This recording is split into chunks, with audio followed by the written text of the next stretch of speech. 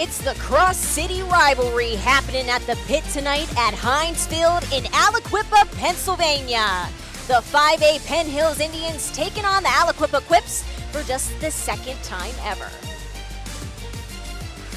Alongside Damon McDermott, a former Robert Morris Colonial, I'm Susie Cole, and again, Damon, Aliquippa holding host to Penn Hills for the first time ever. What can we expect from this matchup? I mean, first of all, these two teams are really similar, and they don't want to hear that. But I'm telling you, they both have Ivy League quarterbacks we're going to talk about a little bit later. Both of these teams, they're going to pass the ball to set up that play-action pass.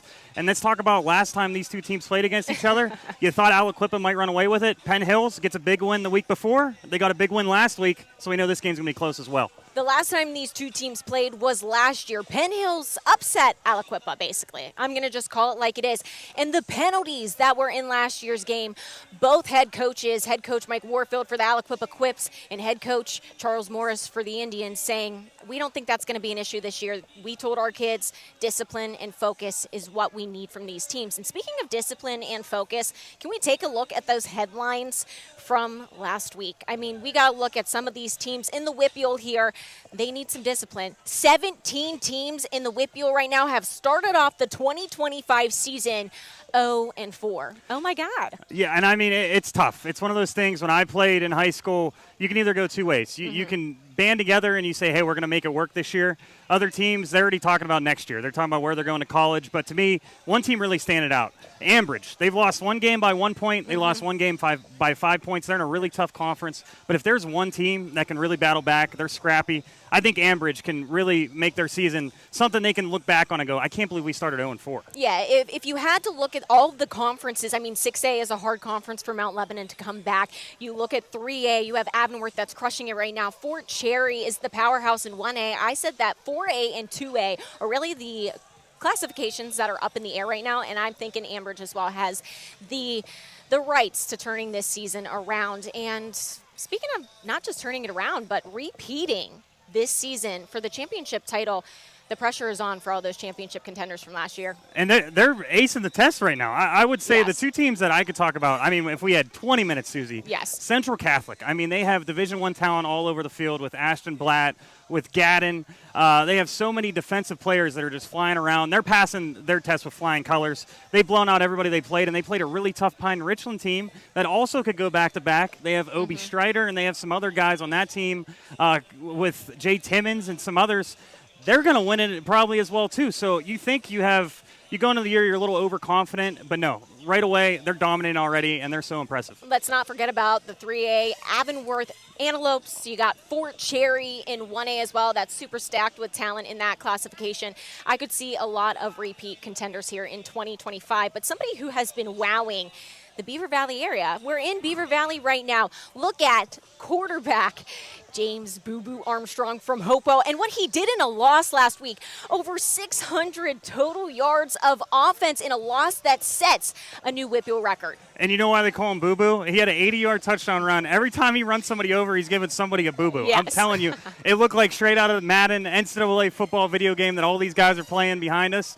It is unbelievable what he's doing. He's putting up video game numbers, 14 touchdowns. And how do you say I got 600 total yards and lost the game? Yeah, and the thing about Boo Boo is he's just a sophomore. Again, just a sophomore. 14 games in his entire career. Already had an offer from Pitt last year on Monday. Bill Belichick from North Carolina, James Franklin from Penn State called him on up and said, hey, do you want to come here too? Because you're doing things, Boo Boo.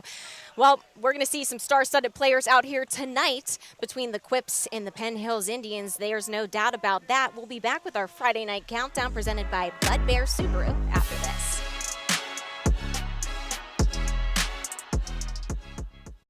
Hi, this is Mark Baer from Bud Bear Subaru. You're not going to believe this, but they're not going to make the Subaru Legacy anymore. We have over 2025 Subaru Legacies in stock. No more coming. If you want a Subaru sedan, come on up and get one before they're gone. We have another offer. Rates as low as 1.9% on the remaining 2025 Crosstreks and 2025 Outbacks. A few more coming, but come on up and get one and get a great rate now. My favorite thing to buy at Giant Eagle is sourdough bread. This is hard because I have really good things to say. I love the fresh produce. I love the fresh meat. I'm pretty sure the fish guy knows me by now. We're buds. I love to grill. That alone keeps me coming back. We love the fact that we have the My Perks program. The people that work here are so nice and so helpful. They are always very friendly, especially Pam. Everybody loves the cakes from Giant Eagle. This is my Giant Eagle. A house is just 4 walls, but a home, that's something more. At Your Town Realty, we don't just work here, we live here. We're small by choice, with deep roots and real relationships that go beyond transactions. And because this city means so much to us, we give back, year after year. It's not about being the biggest, it's about being the one that feels like home. Your Town Realty, locally owned, community grown.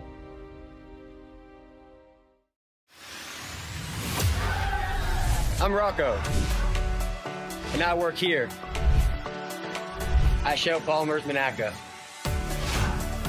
Outside of work, I coach and train football at M7 Shell Sports Complex. We work with students on and off the field to develop their life skills, helping build my community.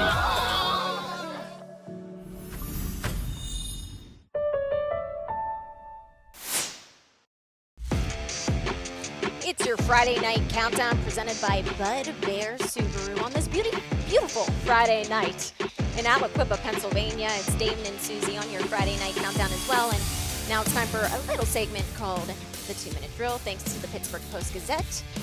Keith, take it away. I can't believe it, but we've already reached the midpoint of the 2025 high school football season.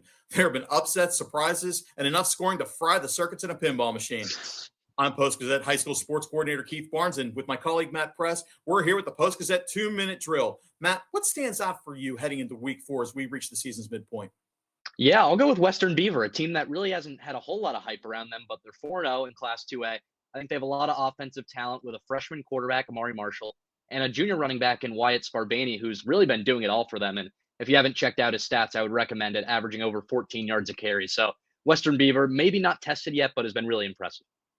I'm going to go with a team that has been tested and tested extensively, and that's Woodland Hills. You might have kind of soured on the Wolverines a little bit when they started out the season 1 and 2, but this is a team that almost beat North Allegheny in the season opener, came back, beat Penn Hills in Week 2, and kind of got drubbed a little bit when they went to Canton to play Central Catholic. Not unexpectedly, though. Last week, they rebounded, had a huge win against Penn Trafford. So this is a team to look out for, and they might be the shark that might be able to take a bite out of either Pine Richland or Peters Township in Class 5A, especially when you look at how this team is built. Name to remember, Tyler Reed, their running back. Not getting a lot of hype, but he's their leading scorer with 5 touchdowns. He's a junior, and he's one of those guys that's going to really take over for this team. Okay, let's move into this week. We've got Penn Hills at Heinz Field against Aliquippa. What do you got here, Matt? What do you got tonight? Yeah, I've seen the Quips now 2 weeks in a row, and I think a little too much was made of their loss at home to Avonworth, maybe some talk about them dropping off. But I think this is a really strong Aliquippa team, really strong defense, and a running back in J.J. Work who's physical, a downhill runner. I really like the Quips tonight. Trey Littlejohn's made an impact after transferring from St. LaSalle just before the season started. He's their leading scorer with 3 touchdowns at Penn Hills.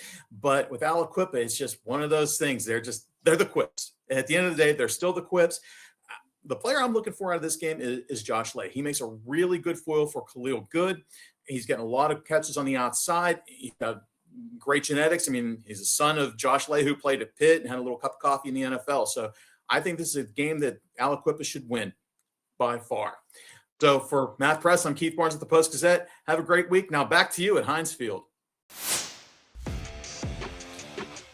Diving further into this matchup at the Pit tonight at Heinz Field, it's a 5A team in the Penn Hills Indians and a 4A team that looks to beat anyone on any given night, Damon, in the Aliquippa Quips. And you look at what Penn Hills has done this season. They started off the year 0-3. They come up with a win last week, 49-14 over Fox Chapel. Yeah, and there were some people picking Fox Chapel in that game, but Penn Hills, they said, hey, we're going to be back to normal here, and now they play a rival, and they could really get back to a big win here tonight. And if they're going to do that, it's going to be from their quarterback, who is Devin Harris, who has an offer from Princeton, from UPenn. They're going to want to stretch the field out. And the best way you can do that is some running early in this game, set up some play action, and then you look for that deep ball. And that's how Penn Hills is going to make some special plays Penn tonight. Hills not the only team here tonight with some Ivy League players. You look at Aliquippa, they're starting off the year 2-1. They're coming off of a great win against Mars last week.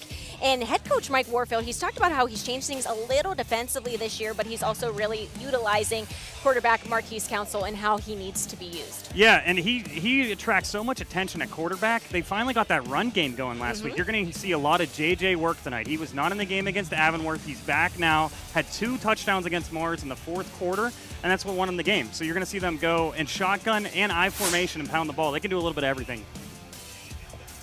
And whenever we look at, you said it earlier in the game, or earlier in the show, how Penn Hills and Aliquippa are very similar teams. But how can they use these similarities maybe against one another tonight? To me, you got to just make each other uncomfortable. You know, Aliquippa, they love splash plays just like Penn Hills. So 1st and 10, you want to try to slow them down, blitz the quarterback, get them a little bit uncomfortable. Everything that you can do so they don't get those chunk plays, and then it's 2nd and manageable when you can go for a lot of those deep shots. And for Penn Hills and Aliquippa, you talked about it a bunch, but just be disciplined tonight. Take your time, and you're going to create some turnovers, and you cannot, no matter what, holding penalties, false starts, all those things cannot happen, because I think this game's going to go down to the very last minute. We'll have the chance to see who will be the most disciplined and focused here in just a short bit between the Penn Hills Indians and Aliquippa Quips. Keep it locked on your Friday Night Countdown. Hi, this is Mark Baer from Bud Bear Subaru. You're not going to believe this, but they're not going to make the Subaru Legacy anymore. We have over 2025 Subaru Legacies in stock. No more coming. If you want a Subaru sedan, come on up and get one before they're gone. We have another offer. Rates as low as 1.9% on the remaining 2025 Crosstreks and 2025 Outbacks. A few more coming, but come on up and get one and get a great rate now. In a world of big corporations and interpersonal experiences, there's something truly special about family-owned businesses. For over 70 years, the Mike Kelly Automotive family has been serving the community with integrity, honesty, and a commitment to putting families first.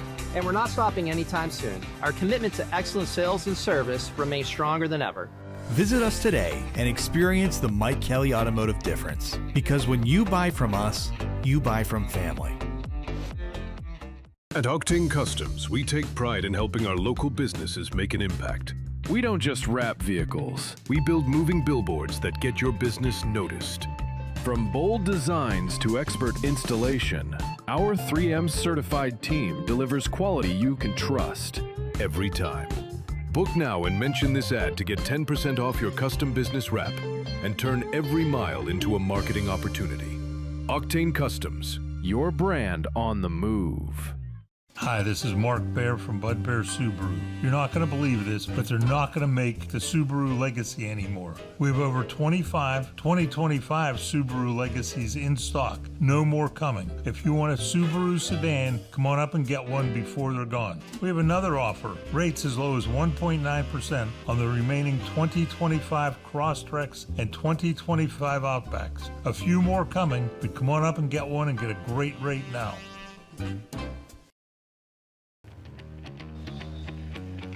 Pregame starting to get rolling here at the pit at Heinz Field in Aliquippa, Pennsylvania. If you're just joining us now alongside Damon McDermott, I'm Susie Cole, and it's time for our very own, who is it, Damon? Matt Fargo. The legend. The legend.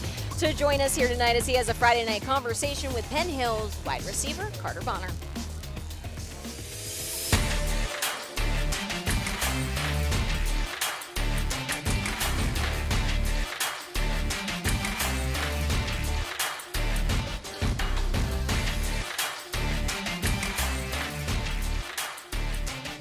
Friday Night Conversations with Connor Bonner of the Penn Hills Indians. Sitting down with him now. Connor, thanks for taking some time out. Yes, sir. Penn Hills, the expectations, the pedigree of the jersey that you wear.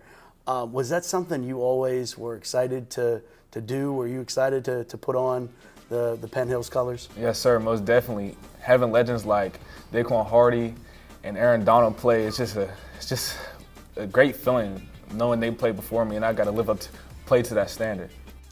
Looking back at last year, you guys with 7-4, but a good conference record. And really the turnaround from a season ago was the game that we were at, the Steelers Showcase. Oh, yes, sir. Quip comes to town, first time, Aliquippa, Penn Hills, all this hype, all this expectation. Aliquippa saying we could beat anybody. Penn Hills is saying, you haven't played us yet.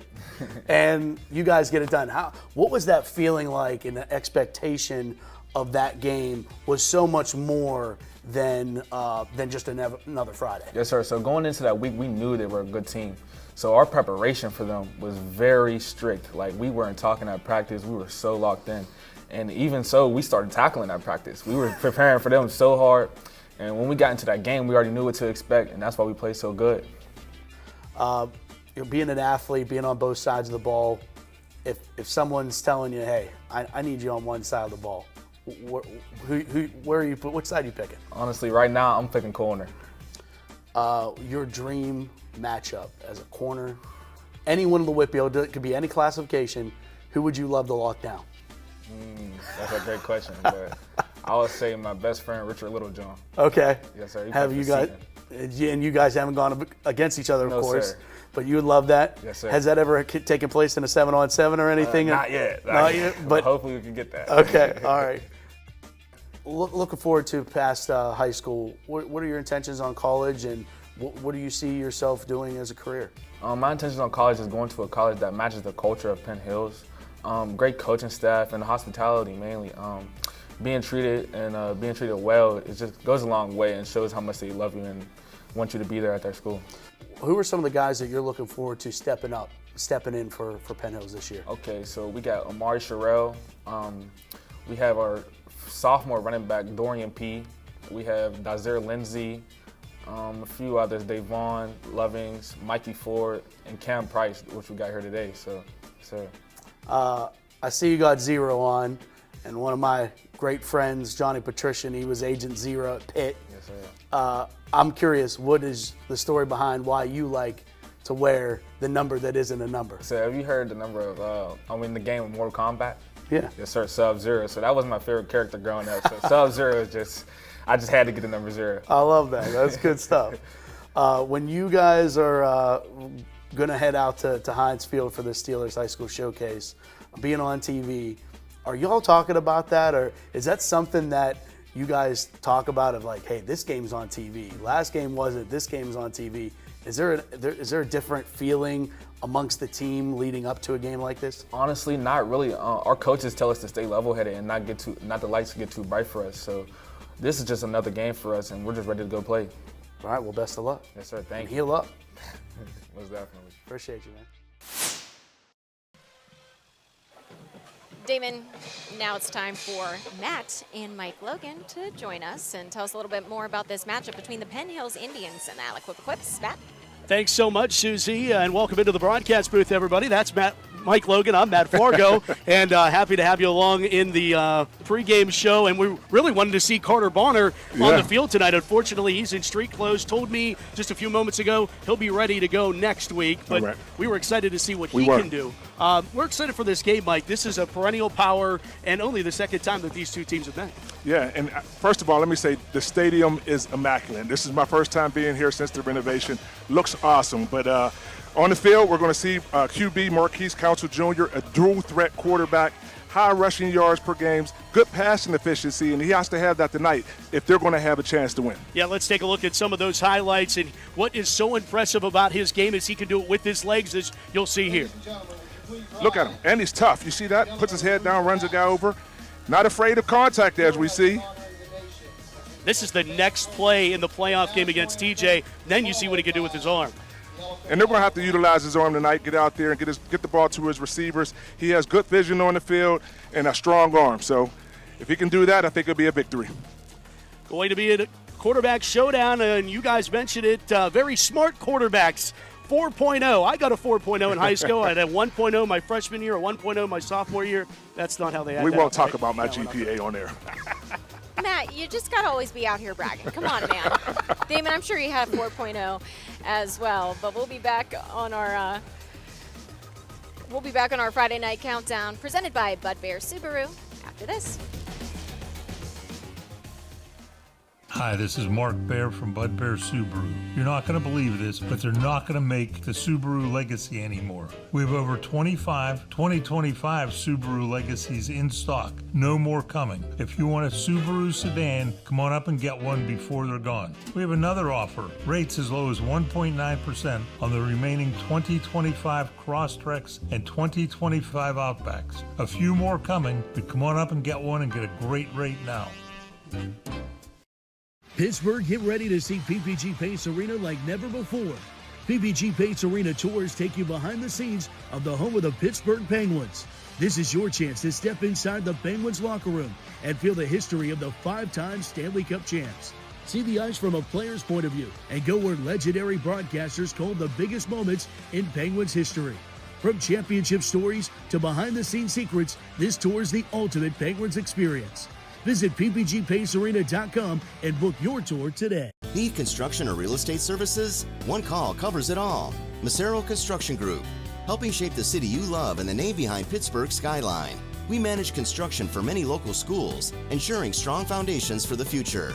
Need space? Macero Properties has prime office and warehouse locations in the airport corridor and downtown. And when disaster strikes, Macero Restoration is ready 24/7. One name, one call. Macero Construction Group, building Pittsburgh, serving you. A house is just 4 walls, but a home, that's something more. At Your Town Realty, we don't just work here, we live here. We're small by choice, with deep roots and real relationships that go beyond transactions. And because this city means so much to us, we give back, year after year. It's not about being the biggest, it's about being the one that feels like home. Your Town Realty, locally owned, community grown. In a world of big corporations and interpersonal experiences, there's something truly special about family-owned businesses. For over 70 years, the Mike Kelly Automotive family has been serving the community with integrity, honesty, and a commitment to putting families first. And we're not stopping anytime soon. Our commitment to excellent sales and service remains stronger than ever. Visit us today and experience the Mike Kelly Automotive difference. Because when you buy from us, you buy from family. Fall is in the air at Pittsburgh's premier outdoor shopping, dining, and play destination, the Waterfront. Find fall weather gear at retailers like Old Navy, DSW, and Rally House. Dine at family-friendly restaurants like Primanti Brothers, Shorty's Tap and Taco, and more. Experience indoor playtime at Dave & Buster's, Urban Air, and more. Speaking of play, the Waterfront is a proud sponsor of this Steel City High School football broadcast and happy to support WPIAL football across our region. Visit us at waterfrontpgh.com for more information. We're back here in Aliquippa for one final time on our Friday night countdown presented by Bud Bear Subaru. The Aliquippa Quips holding host to the Penn Hills Indians, if you're just tuning in. Alongside Damon McDermott, I'm Susie Cole. Damon, I'm kind of getting nervous right now before we get into these picks. There's a horse, there's fire, there's tradition going on here at Aliquippa here tonight. He's going to be passing through the background here soon. He's eyeing up our table. Yes, but let's take a look at those picks here tonight. Matt and Mike will be joining us shortly. We got Ringgold at Southmoreland. Okay. Oh my goodness. I mean, hello. There's. Hi. We have to acknowledge the horse there. What is going on here in Aliquippa tonight at Heinz Field, and what's going to be going on at Ringgold at Southmoreland? So it's a 4A, 3A matchup there. Ringgold currently on a 3-game heater, but look at what Southmoreland has done this season for the first time since 2019 under newly named and very young head coach Dustin Shope, starting off the season 4-0, and a big thanks to quarterback Dawson Wolf, who has thrown for almost 500 yards total. If I have to pick between these two teams, which I do, I'm picking Southmoreland, and yes, maybe it's because their logo's super cute. David? Okay, it's our first game together. You think we would have to pick the same, but yes. I'm going to go with Ringgold. I'm going to be the guy, and I have a feeling that the other guys might disagree with me too. Okay. But they have a wide receiver, Dimitri Lowe. He's one of the most exciting players in the WPIAL. A lot of people haven't heard of him yet. He just has an Akron offer, but he's had multiple games with over 100 yards already. And then they have a running back. We're only 4 weeks in. He has 701 rushing yards, Amani Ward. So I think Ringgold could have an upset here tonight. Okay. Matt, Mike, what do you think? Well, first of all, you guys got to stop horsing around down there. I tell you what. Come on. But in terms of the pick, Susie, you had a great point about Dustin Shope. He was a great running back for the Yacht Cougars. He's the youngest coach in the WPIAL at just 24 years old. but I'm going to go with the Ringgold Rams. I think they're just going to have enough to win on the road. You like how I like how you set that up there, but I think I'm going to go the opposite of you. I think South Portland, they're at home, right? They're playing a home game. Are. I'm going to go with the home crowd pushing them over the edge. I think it's going to be a tight game. Interesting to watch. You know their mascot? The Scott Ace. Oh, my The Southmoreland Scott Ace. Somebody stop them. Well, if it's split evenly this week, I like to see that. We see that Damon and Matt are on team here tonight, Mike. But let's see if we have the same pick here for Mars at Montour. Now, these two teams, both 3-1 to start the season. Yes, Montour, their offense is popping this year, but Mars, I really like what they're doing defensively against teams. We've seen them against the 5A Bethel Park Blackhawks, holding them to just 13 points, a close game against North Hills. Last week against Aliquippa, holding the Quips to just 19 points. Yes, that was their first loss, but I like what head coach Eric Kasparovich is doing with his Fighting Planets. I'm going Mars. And listen, usually I talk too much. I think you hit it right where it needs to go, right on the nail on the head. I think Mars wins tonight. They've been in a couple games, and we know they've been a little disappointing in one or two, but they're 3-1. Everybody needs to calm down. And that defense last week, they only gave up 6 points to Aliquippa until the fourth quarter. They had a couple mistakes. Their run defense got a little weak. They got a little tired. But I think it's a really good team for the Mars. Mike, Matt? Oh, this one is a revenge game. Hey. You know, Mars beat Montour in the WPIL postseason last year. Mars sneaking in. They started the season 0-4, were able to win their last few games to get into the postseason, and they upset Montour. Montour has revenge on the mind. Lucero and that offense. He has another great quarterback. Give me the Spartans to win this one. I'm going to have to go opposite. Defense, defense, defense. Defense wins games. They say it wins championships. Oh, yeah. I say they win Defensive tonight. guy. I'm going with Mars. I love being on the island. Hey, it's okay. I was on the island last week, and it worked in my favor That's a for a good game point. or two. Taking a look at this 1A matchup between Cornell and Bishop Canevin. Now, Cornell did win their game, just squeaking out a win last week over Burgettstown, 18-13. But Bishop Canevin really turned it up, 46-28 win over Laurel. And their quarterback, Brady Wagner, he's good to go for the rest of this regular season. However, I think that you need to keep an eye on wide receiver Justin Melvin, setting a new school record last year, 4 touchdowns in last week's game. Give me the Crusaders. I'm going with Cornell. I'm going to go with the upset again. Maybe I'm talking too much about just one player tonight, but for all these teams. But Khalil Johnson, super exciting. Loved watching his film. William and Mary commit. Listen to these stats. 31 carries, 418 yards. I mean, I'm not good at math either, Matt, so these Ivy League quarterbacks will have to teach me, but that's a lot of yards per carry. And then he has 11 catches for 267 yards, 7 total touchdowns. I think it's going to be one of those games he can just dominate on the field and give Cornell that big upset tonight. Matt, what do you think about that? I think you guys took my little cheat sheet that I had down here. You took everything that I said off of my cheat sheet, but Khalil Johnson is just a big playmaker, and I think Cornell takes this one tonight. Cornell needed 3 seconds to go to beat Burgettstown last week at home. Burgettstown's not one of the best teams in the WPIAL, and I always like Cornell at home. This one's on the road. Give me the Crusaders at Dormont Stadium in Dormont.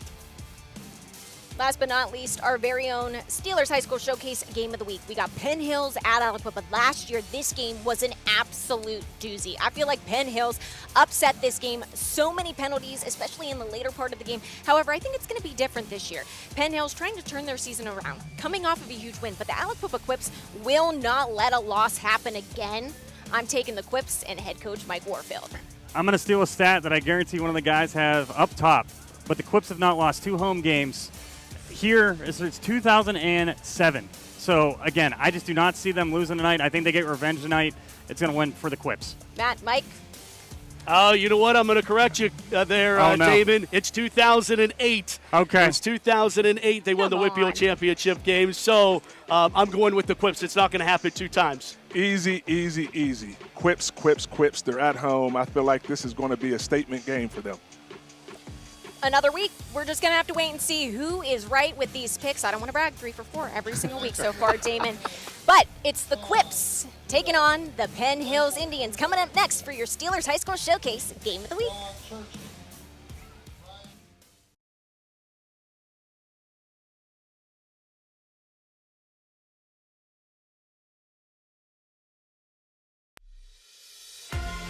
JRM Sports welcomes you to the following presentation of WPIAL High School Football, produced by JRM Video Productions.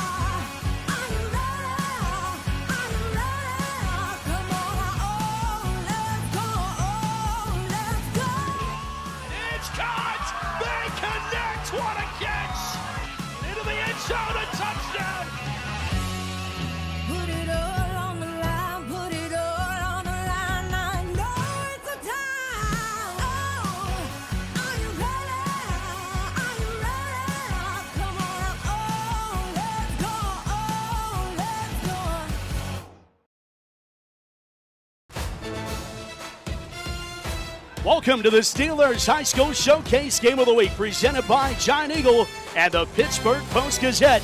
We're live from Heinz Field in Aliquippa, Pennsylvania, more affectionately known as the Pit.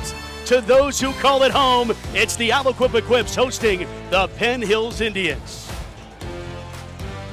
And welcome inside the broadcast booth, everybody. I am Matt Fargo, joined alongside the Super Bowl champion Mike Logan. Steelers Showcase Game of the Week has our eyes in Aliquippa for a 4A versus 5A showdown. The first time that the Penn Hills Indians come to Aliquippa. And Mike, you know, with all the pedigree, all of the expectations, and all of the history that these two teams' programs have, it's going to be a fun one to see it between the White Lines tonight. Definitely going to be a fun one. You can feel the history and the tradition as soon as you walk into the stadium. I felt it when I came in here. Gave me some bumps as I went down to the field and started talking to some of the players and coaches. But tonight it's going to come down to playmaking and turnovers. And I think whoever wins that part of the game, they will win.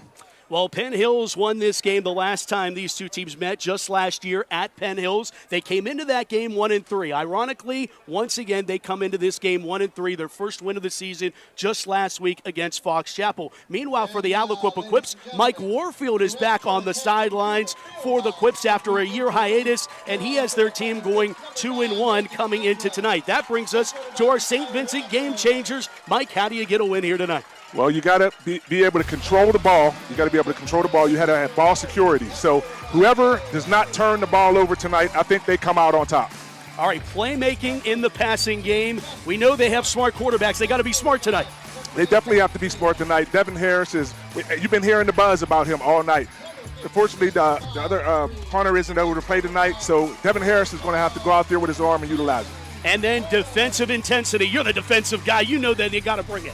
Listen, defensive intensity can win you a game. And I know people will say, well, you have to score to win a game. But if you don't let the opponent score, you have a great chance of winning this game. So if it comes down to it, defense wins. Third member of our broadcast crew, Susie Cole, roaming the sidelines at Heinz Field. Let's go down to her. Tonight's game between the Penn Hills Indians and Aliquippa Quips is one that is fueled by pride, passion, community, intensity, physicality. But what factor will make one stand out over the other? Quips head coach Mike Warfield said the Indians will come in ready to compete hard. So the Quips need to match that intensity and stay focused. And focus seems to be a common theme, as head coach Charles Morris for the Indians said the same thing, along with saying that his team just needs to come out and be ready to control what they can control, especially against a Quips team that they know will be physical. So, like I said, physicality, intensity, pride, passion, community, but it's going to be focus that sets one over the other tonight. Matt? It will be focus that sets the stage. The Penn Hills Indians come to the pit in Aliquippa. It's Penn Hills, it's Aliquippa, it's the Steelers High School Showcase Game of the Week. Kickoff when we come back on KDKA+.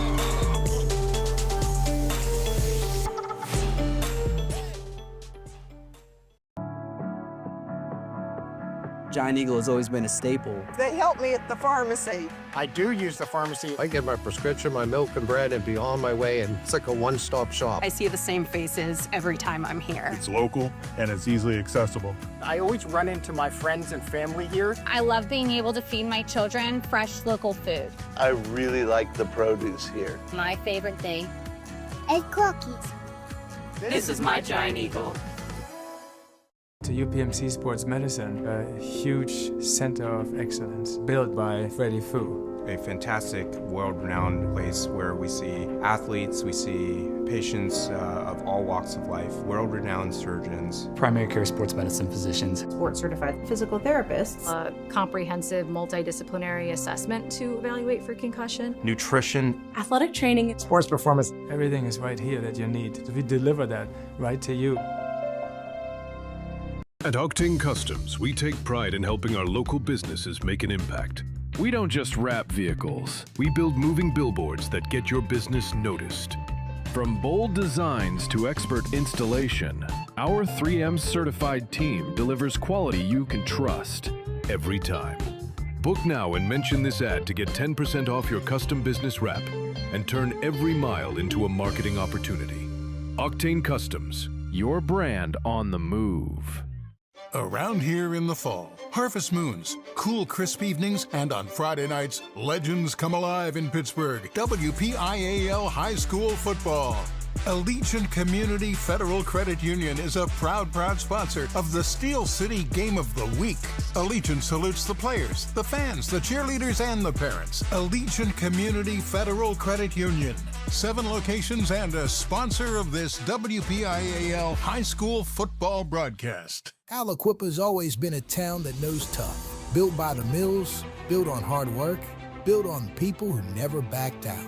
When times got tough, the Quips kept playing, and Friday nights became the heartbeat of this place.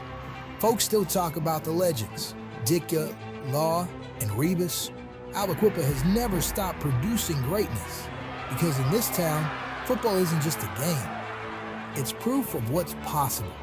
You see, football is part of the soul of this place. It's one of the few things that still feels the same, just like it did back then. The same passion, the same pride. And tonight, for the first time, we welcome the Penn Hills Indians into the pit. Another team with their own deep roots and champions. They've got their own legends, their own legacy. 2 proud communities, 2 storied programs. It's really what Western PA football is all about. It's Aliquippa and Penn Hills under the lights. This is what we live for around here. Welcome to Aliquippa. Welcome to the pit. Welcome to the Steelers High School Showcase.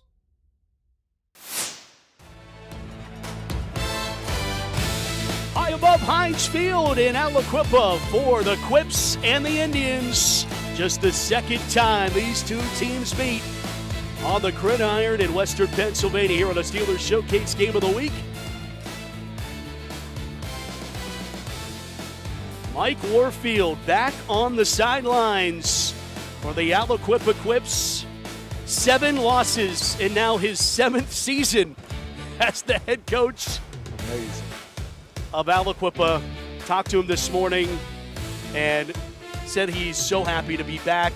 And he was still around the program. He just needed to focus on work for a minute. And he mentioned, like a lot of football coaches are in the administration or in the school building, so it makes it a little easier. And you can tell how much this team loves having them back. The fans love having them back, and the organization love having Mike Warfield on the sidelines. And Vashawn Patrick goes right back and slides right back into the spot that he maintained prior to being the interim head coach a season ago.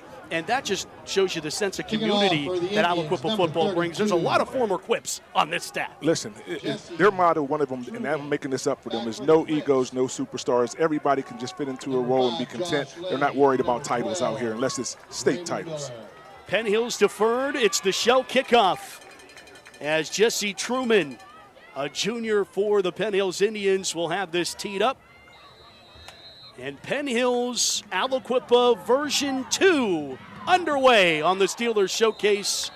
And whistles blow everything dead. And I think prior to it going out of bounds, there is a flag down. So We were talking, Mike, last year about the flag fest that we had, and we have not had a snap of the football, and we've already had a flag. Well, you talked about that at the beginning of the game, and you said Arthur Motes was actually counting the flags. He had a tally, so I don't want to start doing that right now, but that's not a good sign when we haven't even had a snap of football and we already got a flag on the field. Not at all.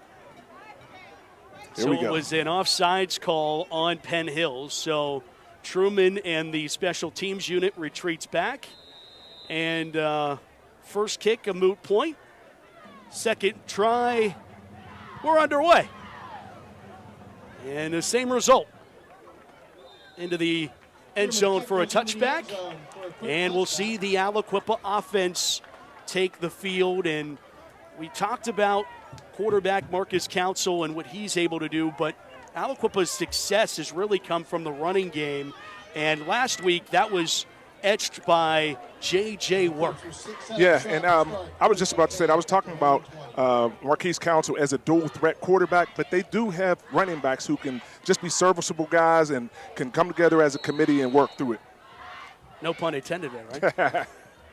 First down at 10 for Aliquippa at the 20. Talk about that offensive line. Center is Kingston Wilcox, 5'5", 290. Woo! That's a lofty giant eagle bill. Oh, yeah. Oh, yeah.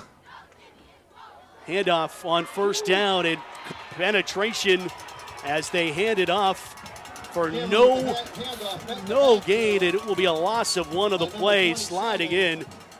First one there, Richard Littlejohn.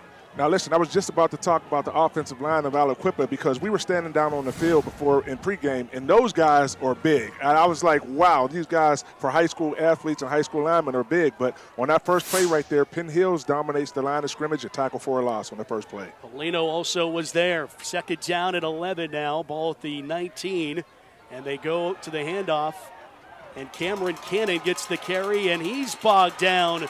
Great job of containment there. Chase Gonzalez, the senior, first one on the scene. Well, listen, Penn Hills, they're awake. They're awake, and they got our attention up here right now. I know there's been a lot of stuff going on here in the stadium prior to this game, but Penn Hills said, we're ready to play. We're woke. Everybody's counting us out. They're showing up and showing out right now.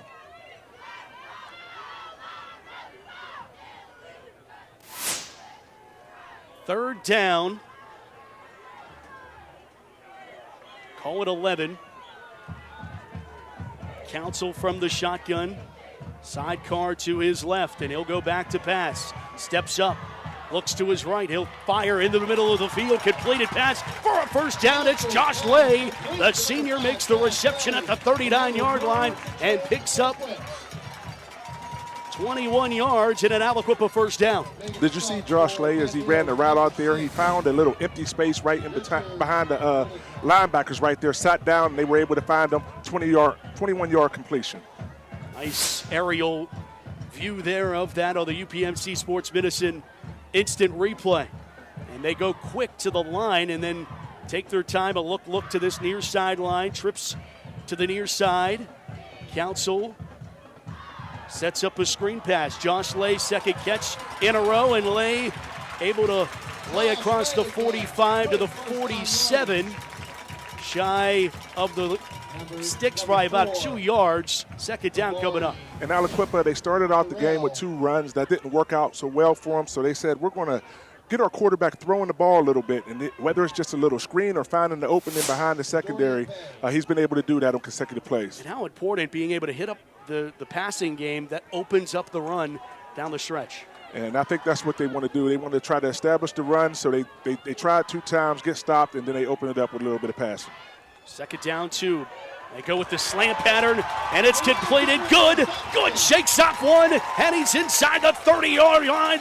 That's Khalil Good for good yardage as 24 yards on the pass and catch for Aliquippa to the 29. And they're not letting Penn Hills get reset. They're just right back on the ball. Khalil Good caught that ball, got right back, set back up, and now they're opening up the running game. Yeah, they go back to the ground game. It's Cameron Cannon getting the carry to the 20.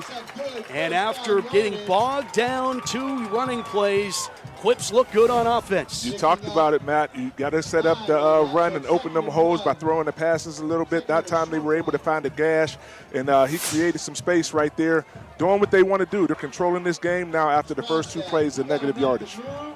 Chunk plays 21 and 24 on this drive. They are inside the Allegiant Federal Credit Union red zone at the 19-yard line. And they run a player off. There was no huddle, so there'll be no penalty. Pressure comes, they hand it off, and he is dropped in the backfield. Green Lindsay on the stop. 7-yard loss there. And Penn Hills saying, hey, we're still woke right now. We're still aggressive in the run game, in the defensive run game. They've been able to stop them pretty much when they ran the ball. But I like Aliquippa's pace right here. They're trying to go fast on the ball, not letting Penn Hills get their substitutions in. Is here Green Lindsay on that big play there. That sophomore comes up for a 6-yard loss. 2nd and 16 at the 25. Play action. Another pass completed to Good, and Good will get quickly tackled at the 16-yard line. So he picks up a couple. Green Lindsay, another tackle for him. 3rd down upcoming. I'll tell you one thing, Council has a good fake right there when he's doing that play action. He's putting that ball in there, then he's getting it back out and able to get the ball out quick enough that the defender still can't react to it. I don't realize how difficult a throw from the far side hash to the far side numbers is, especially in high school. Oh, yeah. But listen, as a defensive back, you're sitting there, and you're like, I know he's not going to throw that. And he's been able to get it in there this time. But those defensive backs have to recognize that and be able to get a jump on that ball if they want to get a chance to intercept it. Play clock at 7. 3rd down and 7 from the 16. They throw a slant pattern again intended for Good, and Good kind of got tripped up on the play. It goes incomplete, and it will be 4th down for Aliquippa. So a bend but don't break opportunity here for Penn Hills. And what do? Aliquippa, I think they're lining up and they're going to go for it. If I'm the Penn Hills defensive backs, though, with all this quick game going on right there, I'm getting further enough back in my alignment where I'm able to get a jump on one of these balls. We'll see if that happens here. 4th down, 7. Ball to 16. Back to pass. Council in and out and intercepted on the tip drill. Picked off to Sarah Green Lindsay on the INT. And Josh Lay had that ball right in his hands, would have had enough for the 1st down, wasn't able to grab it, bounces up in the air. Making the pick, number 2, Excuse me, that was Anthony Ingram right there who couldn't hold on to the ball. And Penn Hills gets the football. They bend, but they don't break. They'll get their first offensive possession when we come back on KDK Plus. Turkey's in season at Eaton Park. Whether you're craving it hot, stacked, Pittsburgh style, or served up with all the fixings, we've got you covered. Starting at just $10.99. Add a slice of pumpkin pie to any of these favorites for only $1.99. Only at Eaton Park.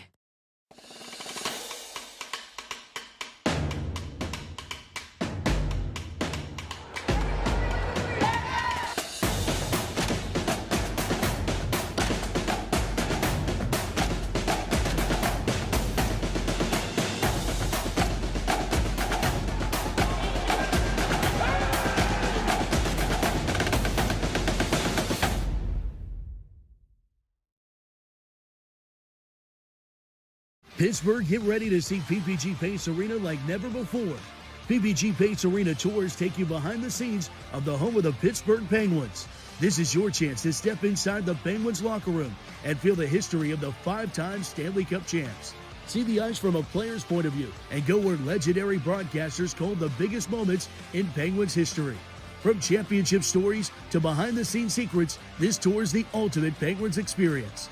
Visit ppgpacearena.com and book your tour today.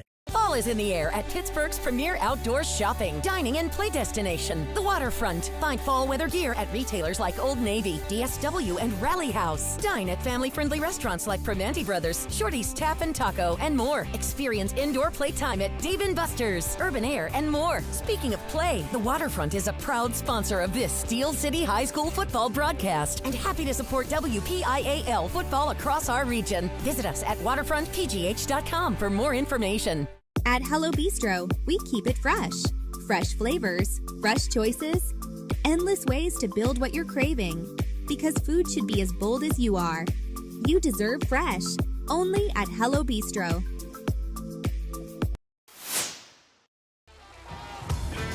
First quarter action of our Steelers Showcase Game of the Week here on KDK Plus. Penn Hills, their first opportunity with the football. And they will go to the ground game to start things off, getting the carry, Jorian P. One thing I talked about before this game was the turnover game. Penn Hills creates one on the first drive of the game.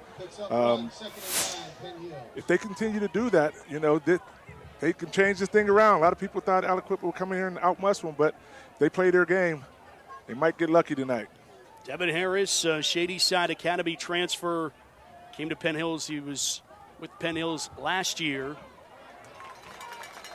Go to Desiree Green-Lindsay, who had the INT, and he gets introduced to by Clester Longmire. The linebacker comes up to make the stop. I know that Bonner isn't playing in this game right now, but somebody has to step up. You can't worry about your superstars being out. Somebody has to step up, and I think Harris is going to be that one who steps up for him. And Bonner was the guy that stepped up for Penn Hills in this game last year. Had a touchdown in the game.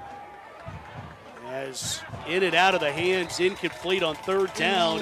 Had a chance. Michael Ford, the intended receiver, just could not reel it in, and it's fourth down as the Indians go 3 and out. And if he just holds on to that ball, they have a first down, and Penn Hills is rolling. Right now, they're backed up in their own territory, and if they would have got that first down, it would have gave them a little momentum. Now it's deflating to have to punt right from your own end zone. That's what they will have to do now. As Jesse Truman back to punt from his own goal line. They bring pressure, and he gets it off. It's an early bird punt. It's going to take a Penn Hills bounce. This is a pretty good punt there by Truman. Gets it to the 46-yard line. Aliquippa gets the football when we come back. There is a flag down. So hang on a second. I didn't want to leave you just yet. More laundry on the field. I think this is against Penn Hills. I think a little unnecessary roughness.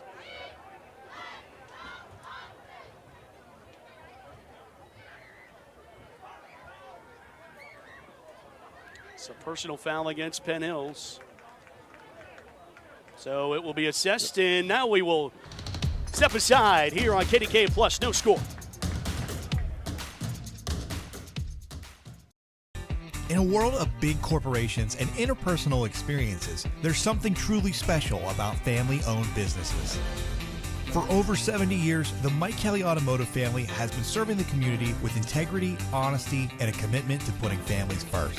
And we're not stopping anytime soon. Our commitment to excellent sales and service remains stronger than ever. Visit us today and experience the Mike Kelly Automotive difference. Because when you buy from us, you buy from family.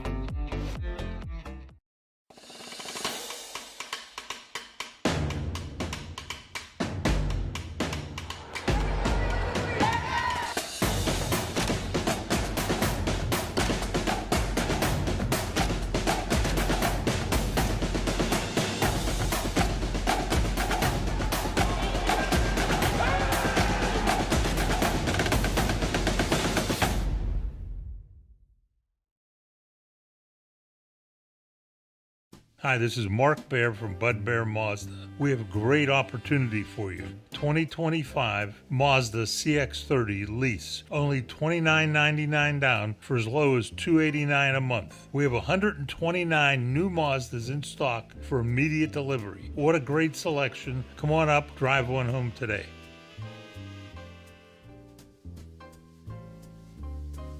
The honest dealer, believably different, Bud Bear.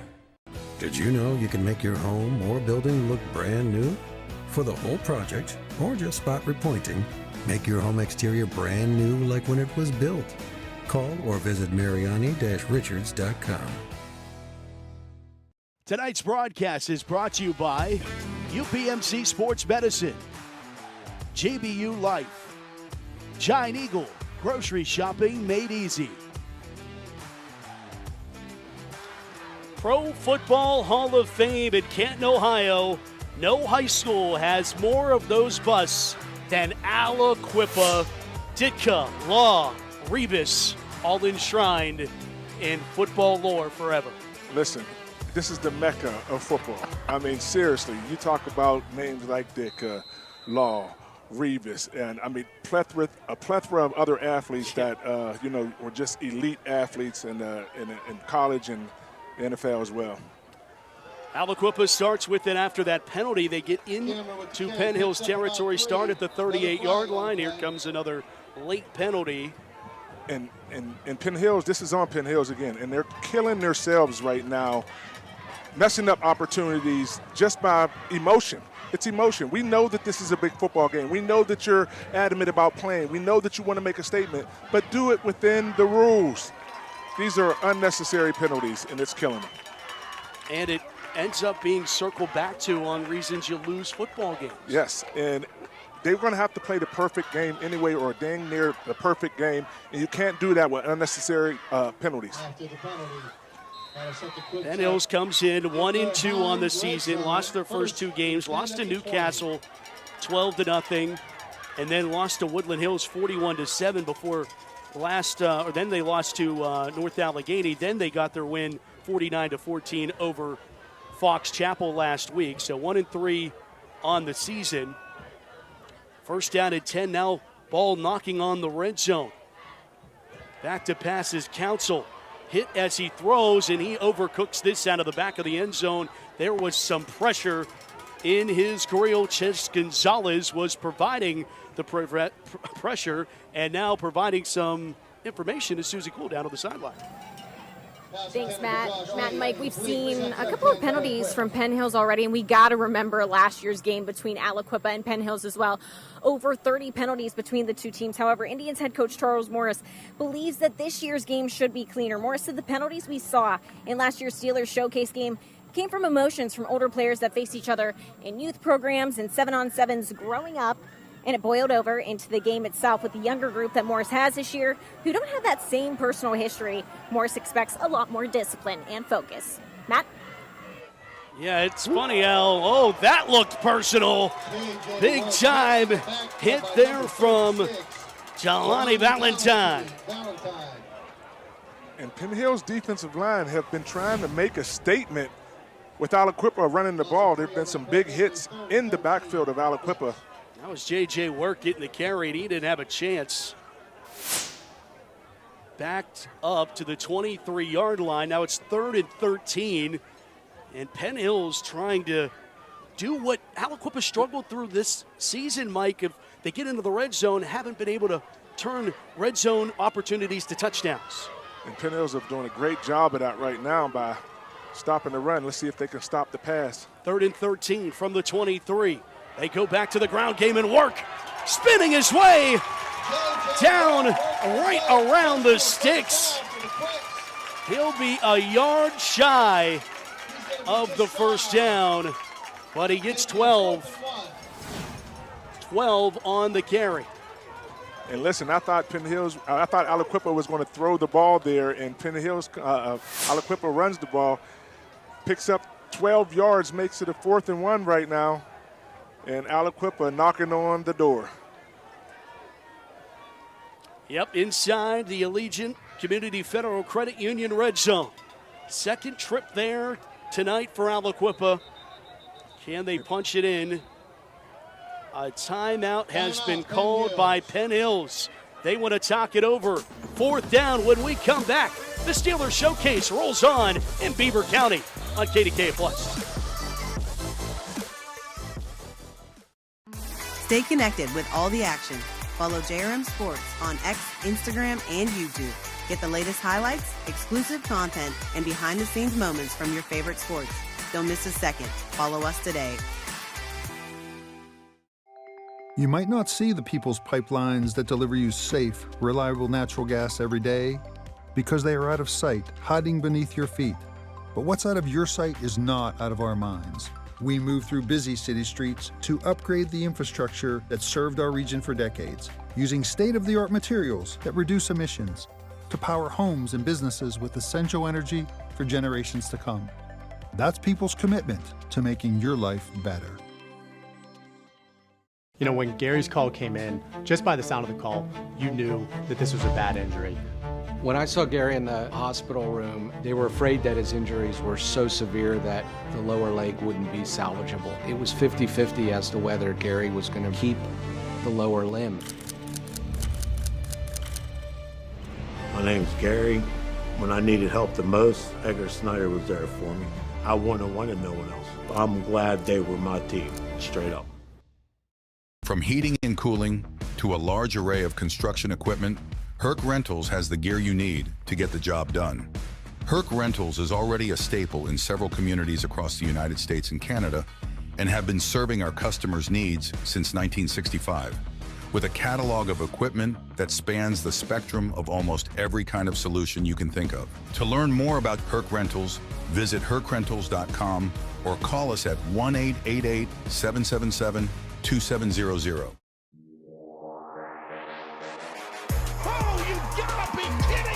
A deep ball here that's caught and going all the way to the end zone.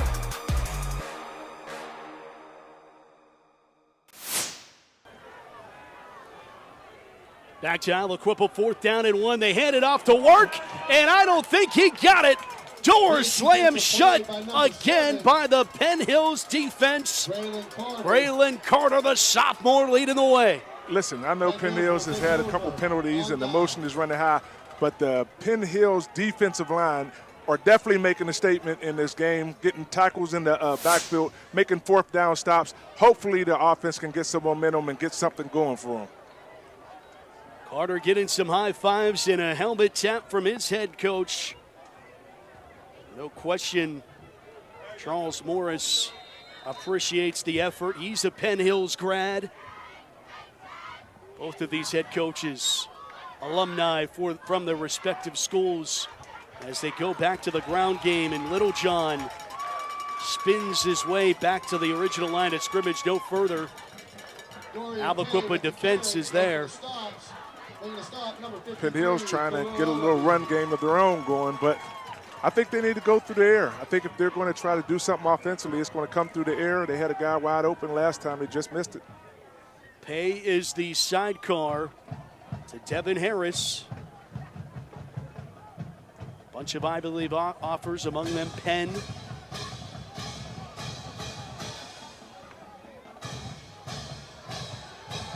Pay gets the carry, and it's blown up. Going to be a loss on the play. Lester Longmire again.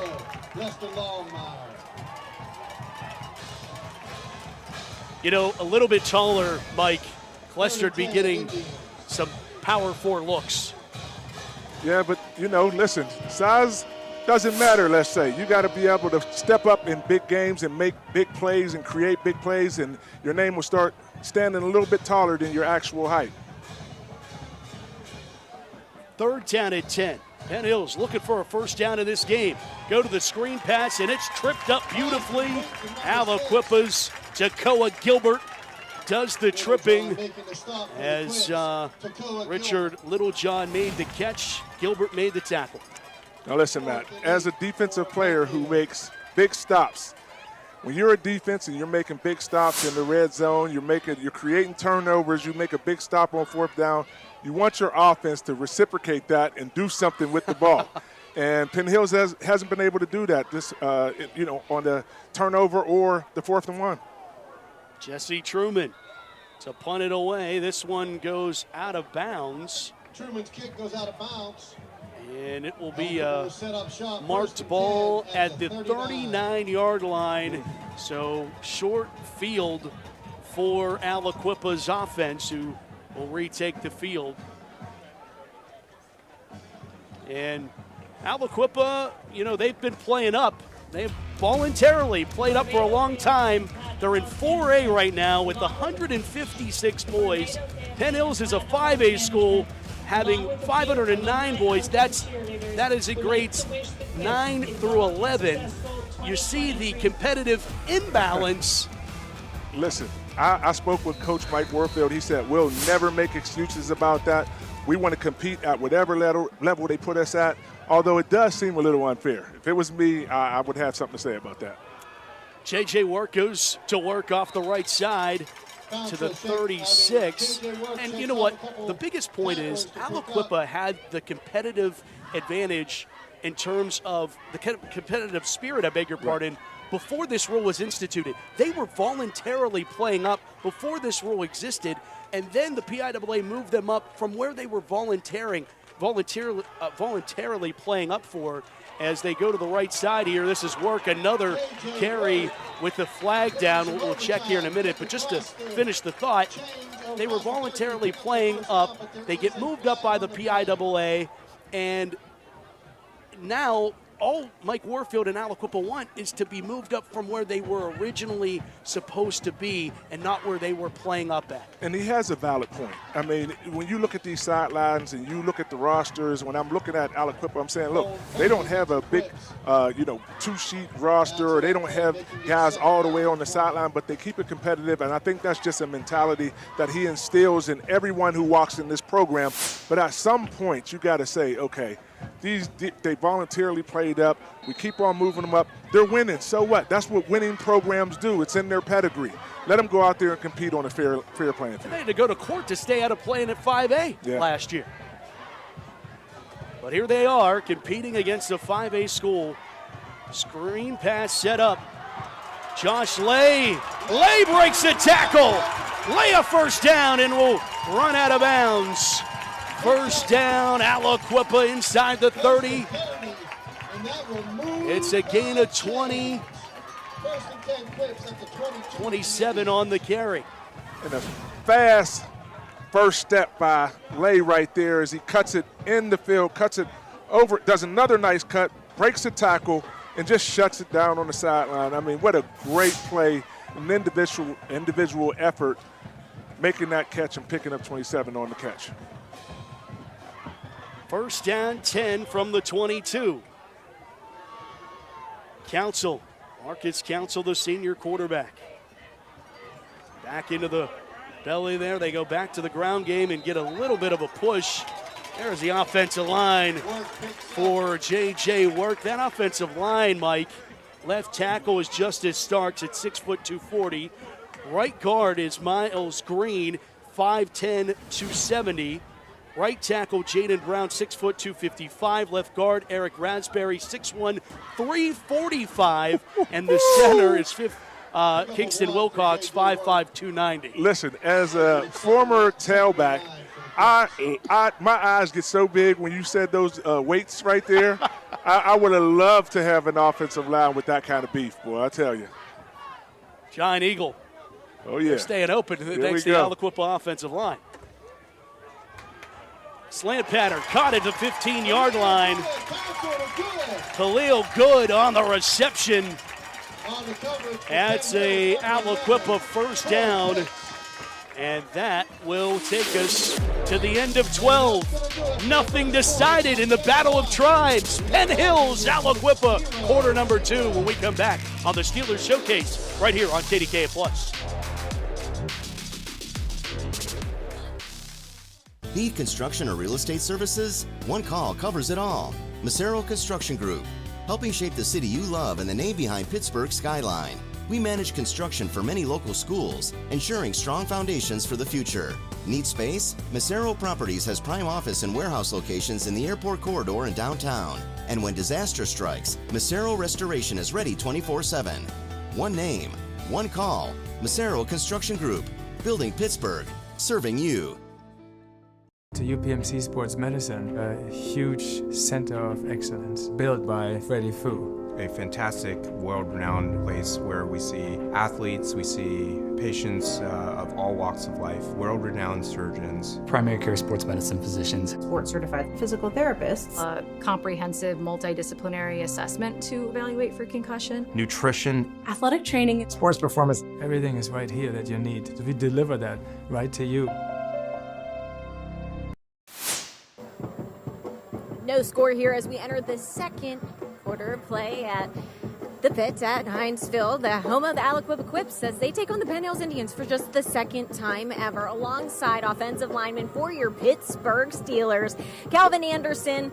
I'm Susie Colton. Calvin, about a month ago, a terrible bus accident happening here at Aliquippa with the middle schoolers, some of the middle school football players on that bus. You made it a point to come out, talk to those kids, bring them food one day. It's just your second season with the Pittsburgh Steelers, so why was it so important for you to come and make that type of impact on this community? Yeah, I mean, such a tragic event. I think it's just important. Obviously, the Steelers have such an impact in this community, and so I think it's important for the kids to feel, and the families of those kids to feel like they have the support.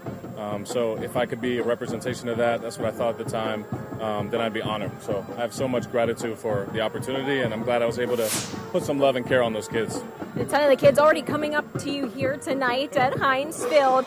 And I mean, look at the game that you're coming to. It is a game that is fueled by tradition and passion. What has been the coolest part of this game so far? And if you say the horse, I also agree. Yeah, you said it best. You said it best. You can tell there's a lot of tradition here. The people in the stands, they care.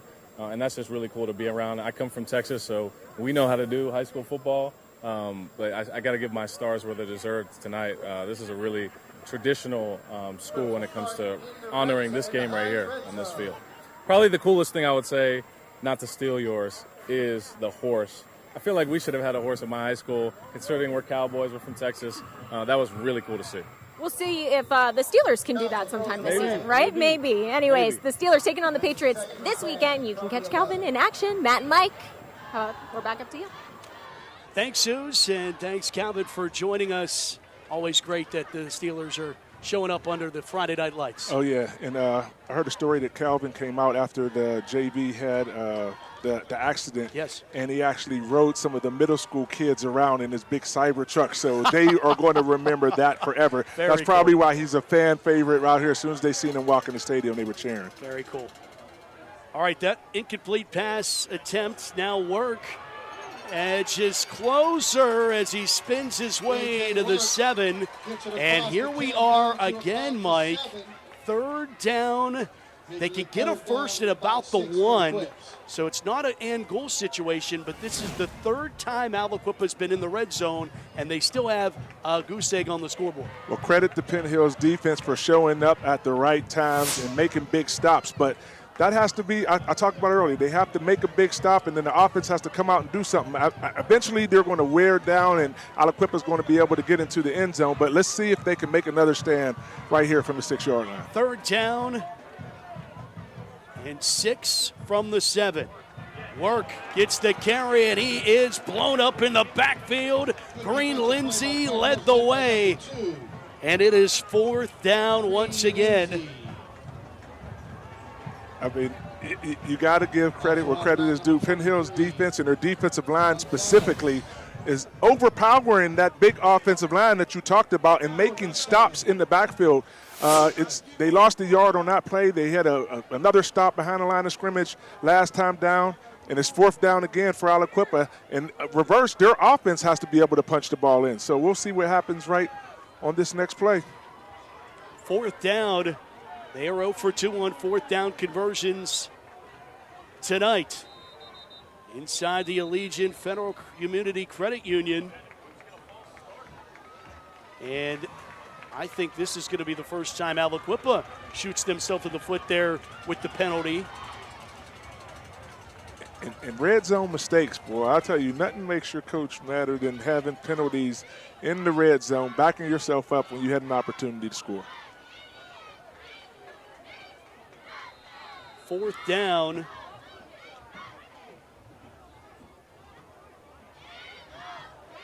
And 12 now for the Quips. What is your fourth down and 12 play call for the offensive coordinator? I think you Got to dig into the bag right here. Fade route? Test the defensive backs? I don't know. 4th and 12. They could get it a first down at the 1. Pressured is Council. Council throws, tipped, and incomplete. Another hold by the Indians of Penn Hills. In and out of the hands. That probably would have been good enough for a first down. Josh Lay could not haul it in. A little high. Missed opportunities. Penn Hills takes over. When we come back, Steelers High School Showcase presented by Giant Eagle and the Pittsburgh Post-Gazette continues.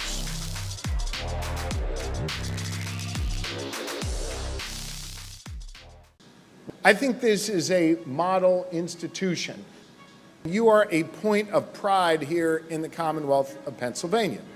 You understand that going to college is also about what you do after college and making sure you are arming your students with the opportunity to have the skills they need to go out and chart their own path to success in their futures.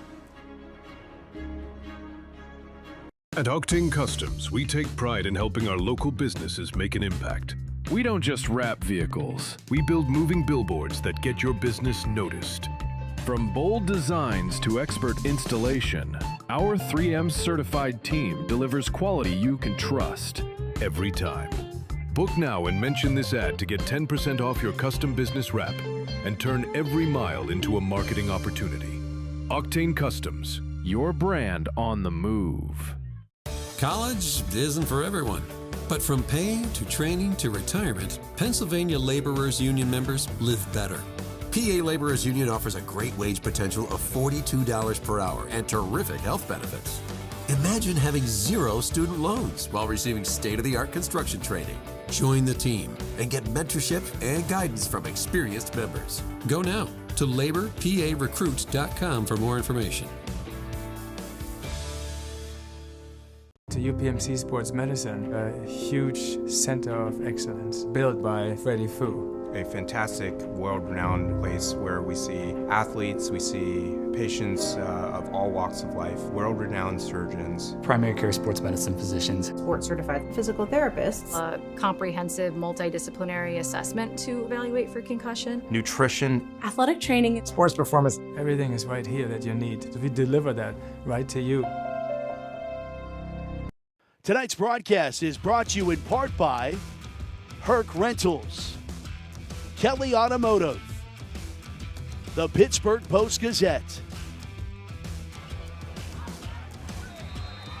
There's another one of the greats out of Aliquippa, Terrell Revis Island. Right here from Aliquippa as Penn Hills, they'll add a guy into the hall here shortly. Aaron Donald undoubtedly will get inducted into the Hall of Fame. That's a no-brainer. Yeah. First ballot, no question about it. And the dude still looks like he can go out there and rip and be the MVP of No NFL doubt. right now. Yeah, I wonder if he'll be keeping an eye on his Indians, hearing he's in town this weekend. And climbing the ladder there, a big play for the Indians. Their first down. Richard Littlejohn goes up and gets it. And if you watch this replay right here, 6 yards. Littlejohn gets the inside on there, just goes up and catches that ball. Nice catch by Littlejohn. And they go quickly back to the ground game here. And finally, forward progress marked down at the line of scrimmage, so nothing doing for Dorian Pay. Sophomore's getting a breather as he comes off the field. And both of these offenses are trying to go up-tempo. They're trying to get right on the ball after they make a big play. Trying to see if they wear the other team out or just try to get them, not be able to get the substitutions. But after them big plays, they seem to get stopped in the backfield. So Devin Harris back to pass. Looks down the far boundary, testing it, and it's caught at the 30, and there he goes down the sideline. He'll go into the end zone. Richard Littlejohn touchdown, Penn Hills! And there goes the big play that is reciprocated to the defense for making those big stops. Those guys finally go to the air and get a touchdown, and you seen Harris go back there. He roped that arm back and threw it right down the line. Great play, quarterback and receiver. 60 yards and another look on the UPMC Sports Medicine Instant Replay. And he just didn't give up on that ball. The ball kind of got lost in the lights up there. The DB didn't get his head around, couldn't find the ball, and gave up the touchdown. Penn Hills was not able to get a first down until that last 2 plays ago. And now they have the lead as Jesse Truman puts it through the poles. 8:16 to play. And Penn Hills has a 7-0 lead over the Aliquippa Quips as Richard Littlejohn gets touchdown number 4. He leads the team in that department. And that's just what Penn Hills they needed right there. Dial it up, make the call. Look at the focus. Look at the focus of the receiver. Never takes his eye off it. Almost grabs it with one hand right there. Is able to turn around, put on the jets. Outruns all the defenders. Touchdown, Penn Hills. I would be lying, Mike, if I didn't look back to see if there's any flags. Oh, yeah. Oh, yeah. Nope.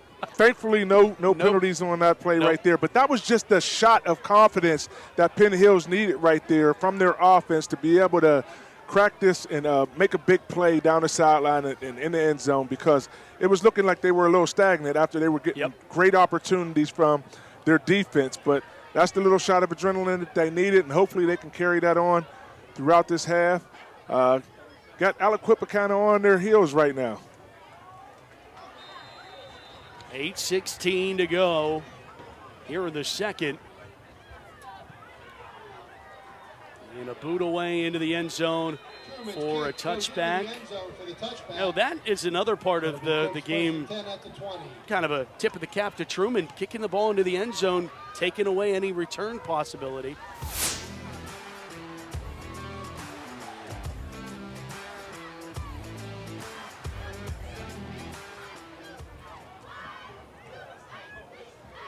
I'm getting some text messages from the Aliquippa alum. They heard that I was in their stadium. Chuck Fisher, who went to WVU, gave me a shout out, and heard from the Hall of Famer, Ty Law. In the gave building. me a text, said, All right. "You're in my old neighborhood, huh?" Well, shout out to them. Thanks for tuning in. 8:16 to go here in the second, and Work looking to bounce this one to the outside. Flags fly. Work with the carry, but there's laundry all over. Even Steely McBean threw the yellow flag out there. That's a terrible towel, right? Hey, listen, looks like a flag, man. There's all kind of them flying around out there, so we'll have to see what the call was. Holding on the offense, and this play was not supposed to go outside, and every time you deviate from where the ball is supposed to go, Mike, what normally happens? Well, listen, as a running back, former running back, sometimes you see that hole when it's not there, and you just want to try to plant in the ground and get outside of them, but your offensive linemen are thinking you're going to inside, and when you do it, their hands automatically go out and try to grab a little jersey. Yeah, Justice Starks got his hand caught on the habeas grabus, Bill Hillgrove. Ism there as they hand it off left side. Carter, or Cameron Cannon rather, gets the carry, and Cannon comes up limping, but a nice yardage, picked up some of that lost penalty yardage to the 25. Making it 2nd down and 5 for the Quips. Nice game right there. He is limping, though. See if they're able to get another play and maybe get him out. Back to the ground game. And Cameron Cannon, the junior, getting a steady dose. Aliquippa came in to today 2-1, wins over Belle Vernon 42-7. Then they lost to Avonworth 23-7 here at home. That is not what these fans are used to, losing here at home. And, in fact, it hasn't happened twice in a regular season since 2008. And that was one of the things that I spoke with all the people coming in here. I said, how's the atmosphere after a loss like that? And they said, not good. We need to change that tonight. It's not a community used to losing. And Mike Warfield burns a timeout here. And we'll pay some bills as well. Steelers High School Showcase on KDKA Plus. Back after this, 7-0 Penn Hills.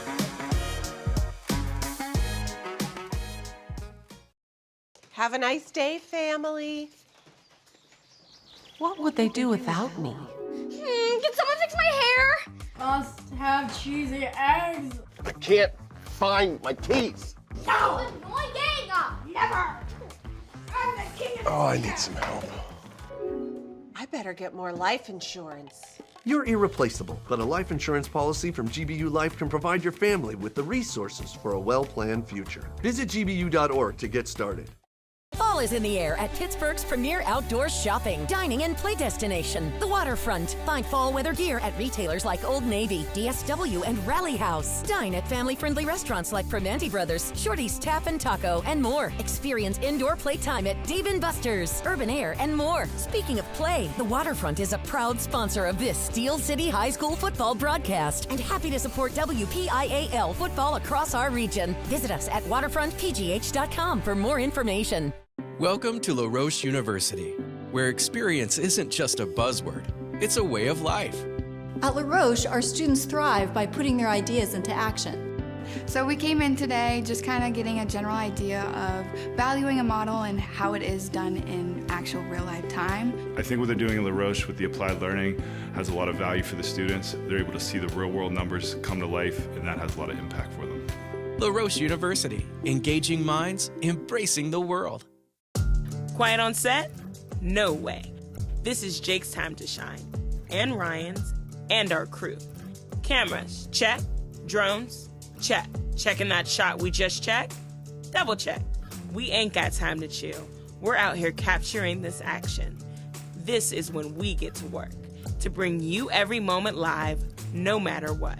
Broadcasting changes everything. Transform how you experience the game with JRM Video Production. Tonight's broadcast is brought to you by Shell, Panera Bread, Loewe Enterprises, promotional products and apparel. We are not playing this game at Canton, Ohio, but we have a lot of looks at the Pro Football Hall of Fame. There's Ty Law. Listen, they have some of the greatest looking buffs I've ever seen. I mean, Terrell Reeves looks like life form right there, man. Just a plethora of talent. Quick little story, though. I used to come up here and train with Ty Law when we were in high school. And they used to run something called the figure eights, and that was like a pattern and a path all through their neighborhoods, all around the high school. Let's just say I couldn't keep up with those guys. I see why all those guys have gold jackets and busts in Canton, Ohio. I don't know. I see a Super Bowl ring on that hand over there. Handoff left side. It's Pay picking up a first down, and that was something Aliquippa had struggled to do, Mike, is pick up first downs on third down. And I think that's why Coach Mike Warfield called a timeout. He said, hey, let's settle down. Let's get back to who we are. Let's take it one play at a time. Let's start to establish some momentum and get, ourselves back into this game, because Penn Hills is running with all momentum so far.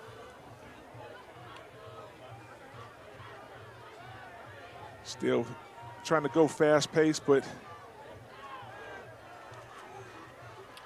that's a first down and 10 for Aliquippa at the 38. That jet motion, Council dialing one up to Good, and Good makes a catch on a slide and grab. And boy, if that route is run correctly, is it possible to break it up? I mean, they have to get some communication between the linebackers and the defensive back out there. I mean, they've been running inside routes and slants all game. If I'm a defensive back, I'm going to start to scooch my alignment inside and tell that linebacker just to drop a little bit more and be in the throwing path of that slant route. How those interceptions can come to fruition, and that one nearly, I think, bobbled the snap there was Pay, and he was able to that's just a win to get the possession back. It's going to be third down now coming up, and 2. Gonzalez makes the tackle for Penn Hills. And if I was to pick, dominating player of the game or position of the game right now, it's the Penn Hills defensive line. They are really controlling the line of scrimmage and actually moving the line of scrimmage back. They have several tackles for loss in this football game. There you go, third down. 5 attempts, just 2 conversions, and they're trying to make another one here. They'll go to Pay. Pay sneaks past one, and he converts into Penn Hills territory. First down, Aliquippa to the 44. Dorian Pay running with some authority right there. He said, I have to get this first down, and now Aliquippa is kind of getting into a groove right now. They picked up a first down a couple plays ago. They pick up a first down now, and now they're over their 50-yard line trying to get the score even. Back to Pay, and Pay gets leveled. Sat down by Chase Gonzalez. We've said his name a bunch this evening. And I'm getting excited up here, man. The pads are popping right now. You can hear the pads popping. You can see the enthusiasm in the players after they're getting up. So I'm starting to feel it now, man. Oh, yeah.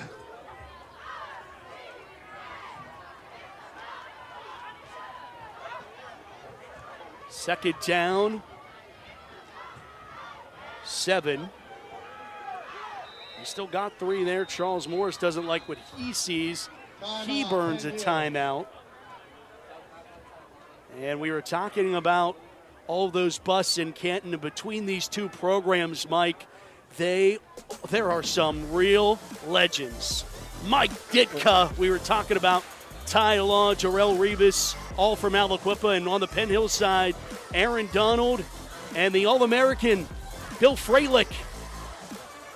I mean, look at that, man. I mean, look at that. Look at the greatness that has come from these two programs, man. And I had the opportunity to play with a few of those guys, man, and believe me, well deserved.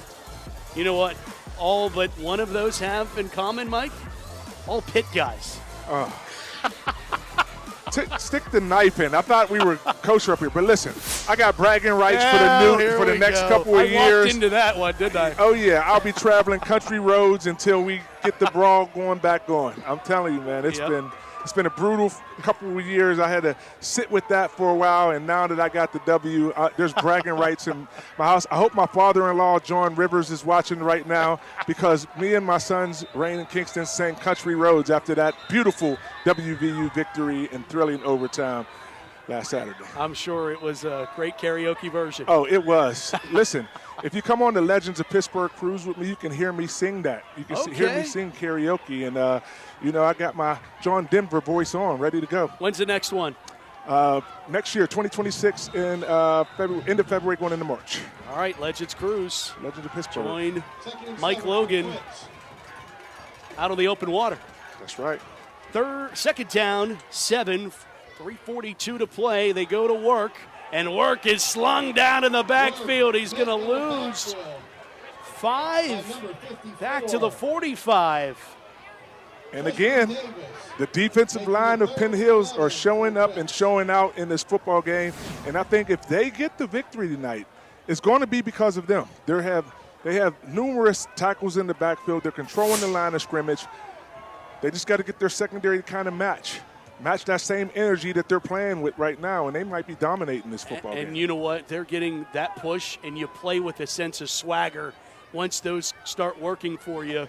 Third down and 11 from the 41. 3 minutes to go regulation here in the first half.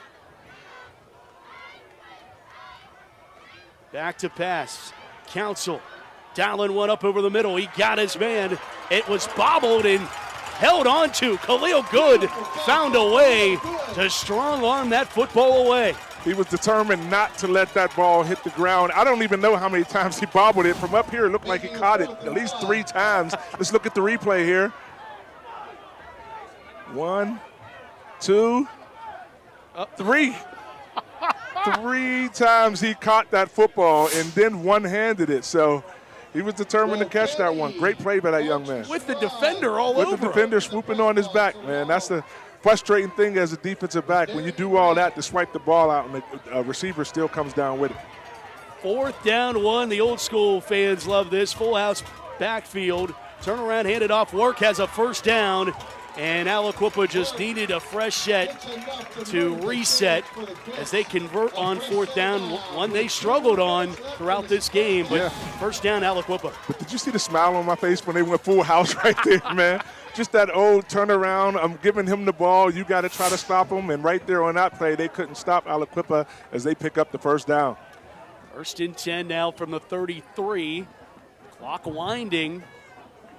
Aliquippa has 2 timeouts in their pocket. Mike Warfield back in his 7th season as the Aliquippa coach. Going up against Charles Morris in his 4th season. Longtime assistant. Screen pass, they wanted to set it up. They do now. It's caught, bounced off a one, did pay, and then help arrived to swarm. Green Lindsay, another tackle for the young man. Just a sophomore makes the tackle. And up here in the booth, I'm feeling it, man. I'm feeling the enthusiasm. I like the attitudes that both of these teams are displaying out here. This is what Friday night football and Western Pennsylvania is all about, man. I mean, seriously, this is it right here. I'm feeling good right now. This is a defensive duel. Oh, yeah. Right now with 50 seconds left in the half. Aliquippa losing ticks right now. Trips go to the top side of your screen. There you see Marcus Council conducting traffic. He'll go back to pass and whistles, and a flag will be thrown to blow this one dead on a 2nd and 8. It always seems like every time Aliquippa gets something going, something like this happens to stop their drive. And this time it's a penalty again. And I know that Coach Warfield is going crazy every time they get these penalties. That's going to make it a 2nd down. The clock's winding again. Under 30 seconds. Trips left side. Back to passes Council. Survey steps up. Looks to run. He will take off and run with it with 16 seconds to go. And another flag is down. And I think that might be holding on Aliquippa.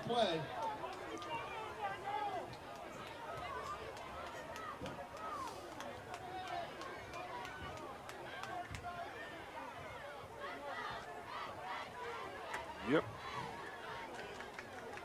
And Aliquippa has to do better with the clock management. 15 seconds left on this clock. They have a couple of timeouts left. John Tudo is our referee. Umpire is Michael Bruno.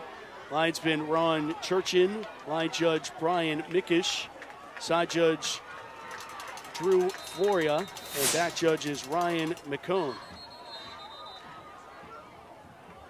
Officiating crew tonight. They've been busy. Yeah, that's the 8th by my tally. Oh, you got the tally going, huh? I said that I wasn't going to do it tonight, but we've seen a lot of dirty laundry on the field. So the question is, are they going to accept the penalty or take the down? That's going to be the question here. 15 seconds. It looks like they accept the penalty, so that means it resets to 2nd down. And now it's 2nd down and 23 back at the 44. Got all that? I got it. Let's see what they do here, man. We're going to motion out pay. Back to pass Council. Throws over the middle. Got his receiver. And Josh Lay hauls it in. 9 seconds to go. Timeout Aliquippa. That's their 2nd. It's a gain of 21. And Lay just goes right up the seam, right past the defender right there. Council finds him. Great pickup right there, and they get the timeout as well. And we'll forgive the, if you're seeing the clock tick down on your screen, they put the timeout time on the scoreboard, so that's what you're seeing tick down, so that's not gameplay. Kind of like basketball. Yeah, I had to get on that because I was getting a little worried up here. I looked over at the last time out and I was like, I don't think that clock is supposed to be ticking, but I got down with it. And but what a great atmosphere it is to be out here, man. I mean, the renovations to this field looks amazing. We got to talk to the coach and some of the staff about what they're doing out here in Aliquippa, and I love this community, man. I mean, the people that come out to the games, some people don't even have players on the field, but they still come to support the program. And this community out here is just very beautiful. I think it's one of the best in the state of Pennsylvania. There's no question about it. And Heinz rallying and ended up naming rights of the field, the donations from all involved to get this turf now here at Aliquippa, the academic center that's supposed to be getting started in about a month, Mike Warfield said, to be built here to provide the athletes with classrooms for learning, but also weight rooms to get right on the field. They're going to go here to the near side and incomplete. Late flag. There is a late flag, and they had given, by the way, that pass, that last pass, they gave him a first down. So that first down on the catch by Josh Lay, and we will check this flag with 4 seconds to go before the half. And remember, pass interference in high school is just the 15. It's not a spot. And there it is, pass interference on Penn Hills, making things a little interesting, but you got about a play left. Yeah, you got one play, and, I think you have to go to your playmaker, as you see the replay there, and getting a little tangled up right there. I don't know. Corey Pitts in coverage. Yeah, that was close. Timeout. Aliquippa, they will burn their last one, knowing that this is it. From the 11. So essential in-goal situation for Aliquippa with 4 seconds to play to try to knot things up going into the locker room. Shell halftime show on the back half of all this. Yeah, it'll be if Penn Hills can hold Aliquippa right here, you have to think about this first half, man. I mean, 4? Yeah. 4 times in the red zone. I mean, that's something to be riding high about. And I talked about the defensive line being able to come up with big plays for this whole first half. Let's see if they can do it again and keep Aliquippa out of the end zone before halftime. Man, oh, man. It is great to see Indians battling here after dropping their first 2 games of the year, and Aliquippa trying to hold down home turf. And I was talking to some people, and they were saying, man, Quippa's, they're coming back. They're getting back to their old selves, and I think that this game is going to be, a blowout game. And I said, I think Penn Hills is going to be up for the challenge. You throw the records out the window when it comes to games like this. The atmosphere is just going to enhance your ability to get intense, and they've been intense out here today. Let's see if they can do it one more time in the red zone. Stop Aliquippa from getting the touchdown before the halftime. 4 seconds left. Here we go. Timeout, Penn Hills. It's like the end of a game. The back and forth timeouts. A little strategy. I like it. We were talking about the greats that have come through both of these programs, but it all starts at the NFL draft. And, Mike, the NFL draft comes to Pittsburgh for the first time, 2026 NFL draft, and boy, is that going to be an exciting time. Really, the largest event to ever come to the city of Pittsburgh. I have more requests for NFL draft passes and tickets than I did for requests for football games when I was playing with the Pittsburgh Steelers. Just an exciting time for Pittsburgh. I actually went down to the Steelers game on Sunday with my father. It was the first time we went as father-son, just as fans. My father was a photographer, editor for KDK for about 30 years, and he was always working the game, and I was always playing in the game or being at an alumni event. We actually got some tickets, went up to the game as fans, didn't tailgate because, the old man didn't want to be out there in the parking lot, but it was a great experience, man, to be down there, and then we seen all the signage and stuff for the NFL draft, so it's really going to be an exciting time. I can't wait for it to happen. Draft is also going to come for great things for the city, $200 million in economic impact for the region, and viewed by more than 50 million people. How many people are watching this first down with 4 seconds to go in the half? Both teams out of timeouts. Got to make a snap here. Council back to pass. Look into the end zone. Got a receiver. It's caught. Flag is down. What will be the call? They say he's out of bounds. Flag is down. We'll check the flag. Josh Lay had caught the ball. The official rolls him out. There is a flag down. Yeah. And what will be the officials is Lay ruling? Hurt or is he? He's up now, but let's check this out. No signal here. Josh Lay still thinks he has a touchdown. Let's take a look. Let's take a look. Ball coming down. Where are the possession? Here's. Ooh, man. Let's see. Pass interference against Penn Hills. The ball moves to the 5, an untimed down to end the half here in the showcase. Oh, man, let's look at this again. Where does he catch the ball? I don't. Where's the interference there, Mike? Yeah, I didn't see the interference, but wow. Untimed First and down. goal for Council and Aliquippa to end the half. No time on the clock and a flag. Penn Hills jumps. Aliquippa jumps. Yeah. And they'll march it back.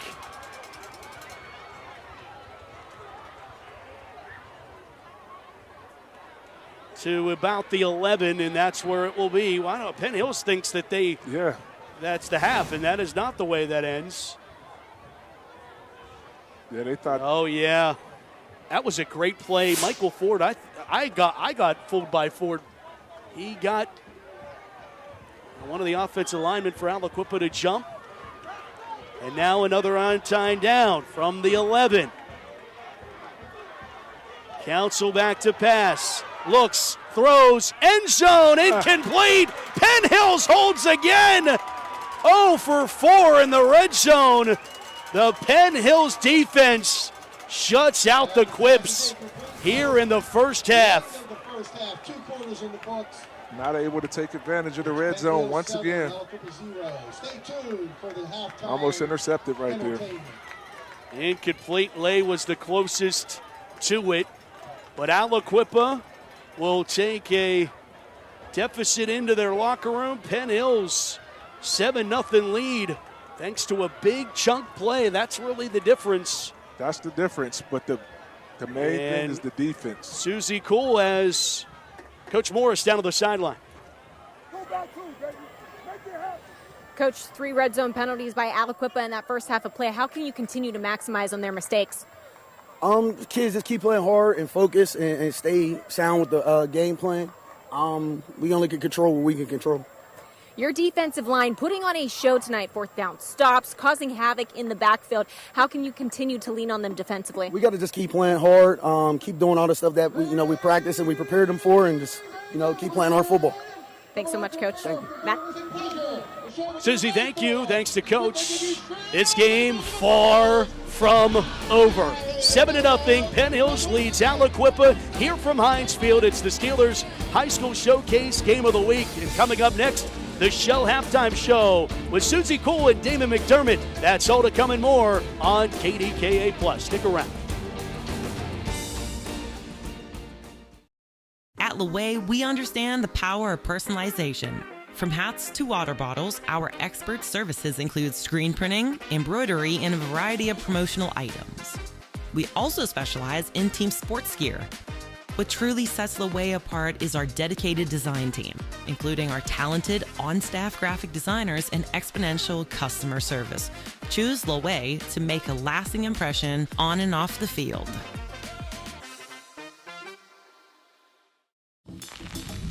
This is a meal. We're talking a good food that makes you feel good meal. You feeling that? Now, meal this. A salad for the first time in a week meal. A catching up with your ex meal. So, how's your mom? Been there. Ooh, a scoring cool dad points meal. Obviously. Thank you. Do I spy an I need 5 minutes to myself meal? Whatever you're feeling, at Panera, it just meals good.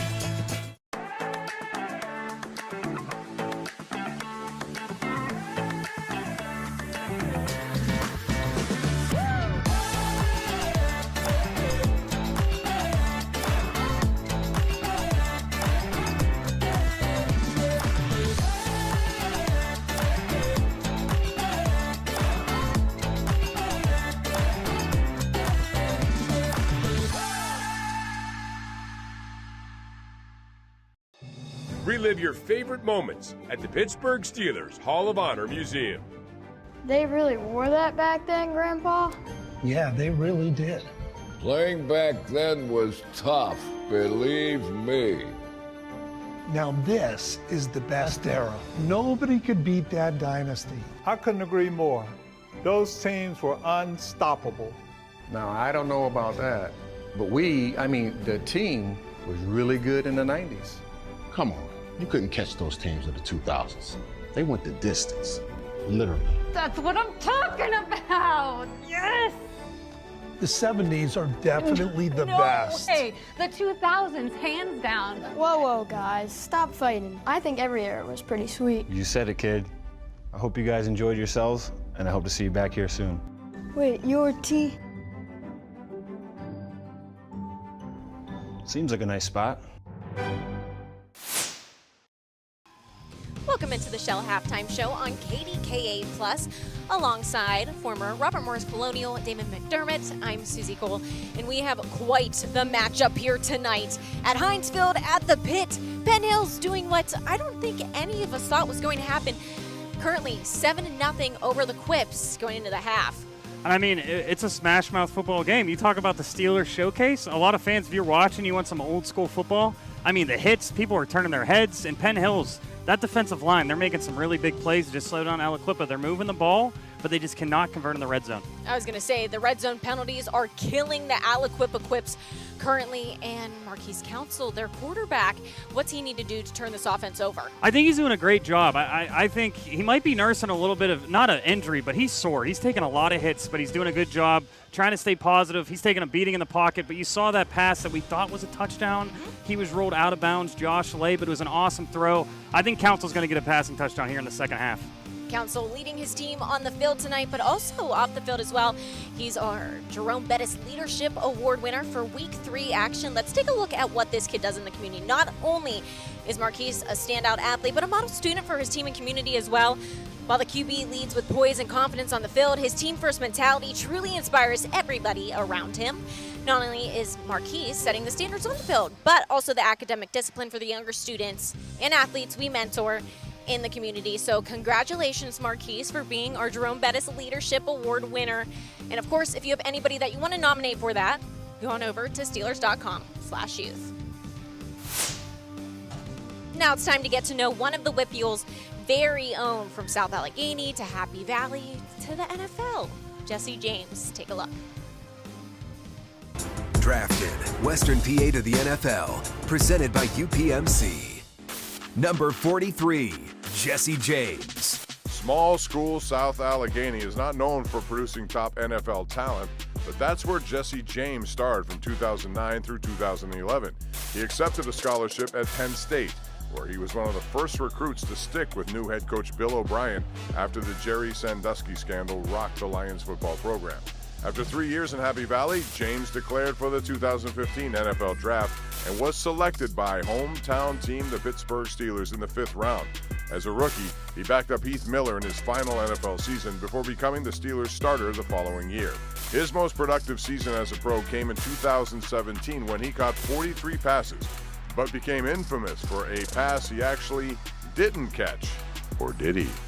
After reviewing the play, the receiver in the end zone did not survive the ground. It's an incomplete pass. The officials ruled that James did not finish the catch, and the Steelers would go on to lose that game, which gave the New England Patriots home field advantage in a postseason where they would go on to win the Super Bowl. James left Pittsburgh in 2019 after signing a 3-year deal in Detroit. He played 3 seasons with the Lions and bounced around to a few other teams before finishing what was an 8-year career in 2022. A house is just 4 walls, but a home, that's something more. At Your Town Realty, we don't just work here, we live here. We're small by choice, with deep roots in real relationships that go beyond transactions. And because this city means so much to us, we give back, year after year. It's not about being the biggest, it's about being the one that feels like home. Your Town Realty, locally owned, community grown. Around here in the fall, harvest moons, cool, crisp evenings, and on Friday nights, legends come alive in Pittsburgh. WPIAL High School Football.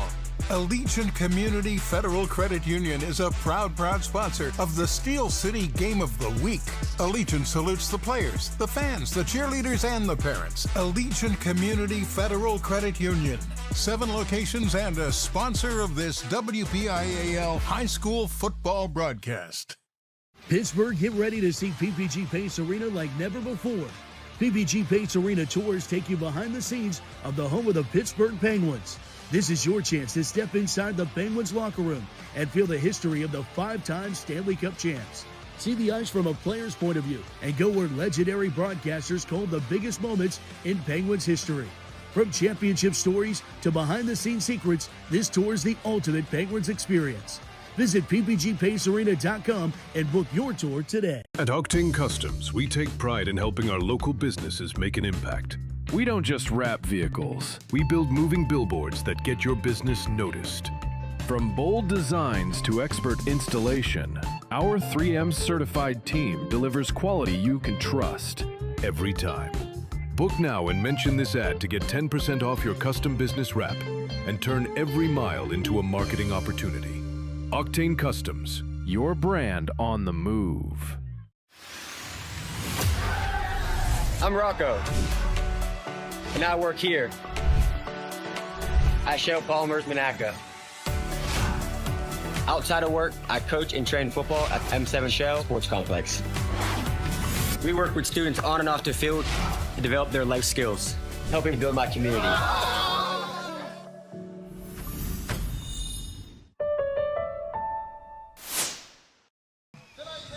Back with more on the Shell Halftime Show. The Penn Hills Indians kind of upsetting the Aliquippa right now. A 5A, 4A matchup we have here at Heinz Field at the Pit. The Indians up 7-0. Damon, Susie. And you got to look at what the Quips are doing. They've had some red zone penalties, but their wide receiver group behind quarterback Marquise Council is actually doing pretty well tonight, and especially when you take a look at what Khalil Good is doing. Yeah, I mean, they're getting down to the red zone, and they're making spectacular catches. They have really good size, running a couple really good plays, but short yardage is killing them so far in this game, which your wide receivers can only do so much. And then there has been a couple drops. I mean, they've made some really good plays, but in the red zone there's been a couple drops. 1 interception for Penn Hills, but these wide receivers in the second half, I think they're going to make some big plays. So be ready for them in the second half, and you're going to see a couple touchdowns. We expect big plays from Khalil Good in the second half, but let's get to know him a little bit more right now.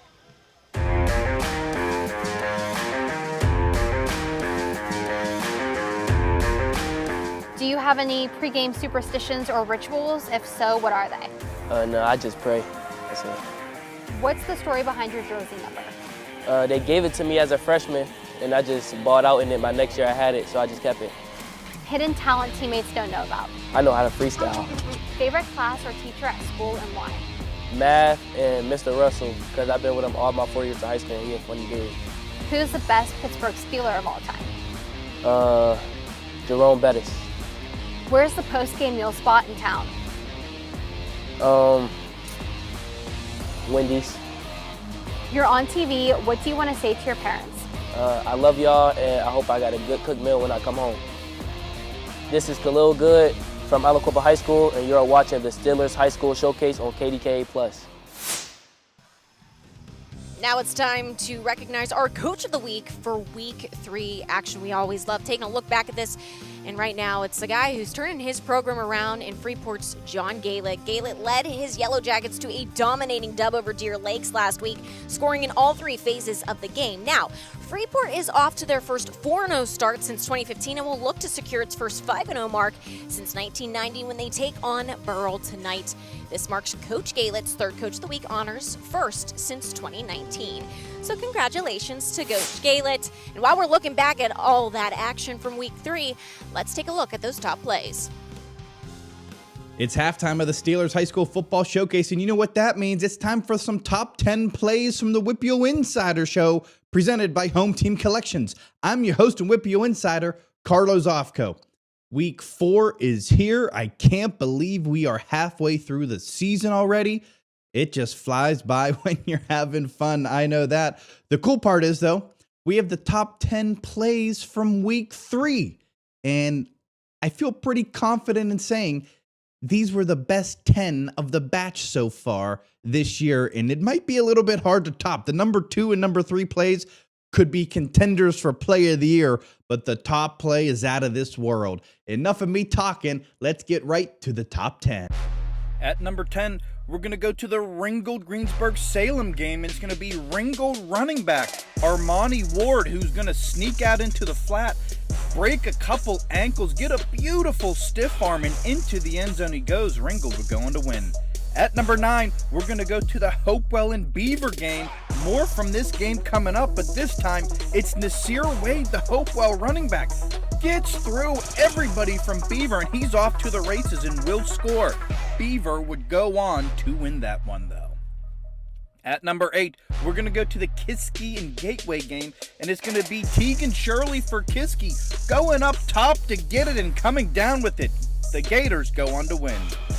At number 7, we're going to go to Shenango and Northgate. This was a fun one. Northgate Zion Ward going to catch a screen pass, take it to the house, making a lot of guys miss. At number 6, South Fayette and Elizabeth Ford. It's going to be Ryan Messina dropping back, finding his guy Anthony St. Angelo, going up over top a couple Lions and coming down with it. At number 5, the number 1 roll in the WIPIO. Don't kick it to Scoop Smith. PT kicks it to Anthony Barron, who's going to pitch it to Scoop Smith, and Scoop is off to the races. Woody High would go on to beat Penn Trafford. At number 4, with 3 seconds to go in the game, Cornell needs a touchdown. It's going to be Rodney Stuckey finding Khalil Johnson for the game winner as time expires. Big one there for Cornell. At number 3, we're going to go to South Allegheny. It's Joey Garnett. Unbelievable touchdown run, leaving everybody in the dust. The Gladiators undefeated still. At number 2, potentially the play of the night, Peters Township going to snag it one-handed. That's Lucas Shanafelt, the Stanford commit. He's off to the races. That would have been the play of the night if not for this Hopewell game. It's going to go back to the number 1 play of the week, potentially the play of the year, the Home Team Collections play of the week. James Boo Boo Armstrong going to make everybody miss in the Beaver defense. Couple guys missed there, shaking and baking there, couple ankle breaks, gonna get one last stiff arm, another broken tackle, and he's off to the races for the touchdown. And that'll do it for the top 10 plays of the week. Shout out to James Boo Boo Armstrong from Hopewell, getting that framed picture from our friends at Home Team Collections. If you need any memorabilia framed, any senior jerseys, anything you need framed as a keepsake, visit them online, hometeamcollections.com. I promise you, you will be over the moon with the quality of the product. Thanks again for tuning in. I'm your host and WIPIO Insider, Carlos Offco. Top 10 plays back next week, right after this. Back to you, Susie Cole.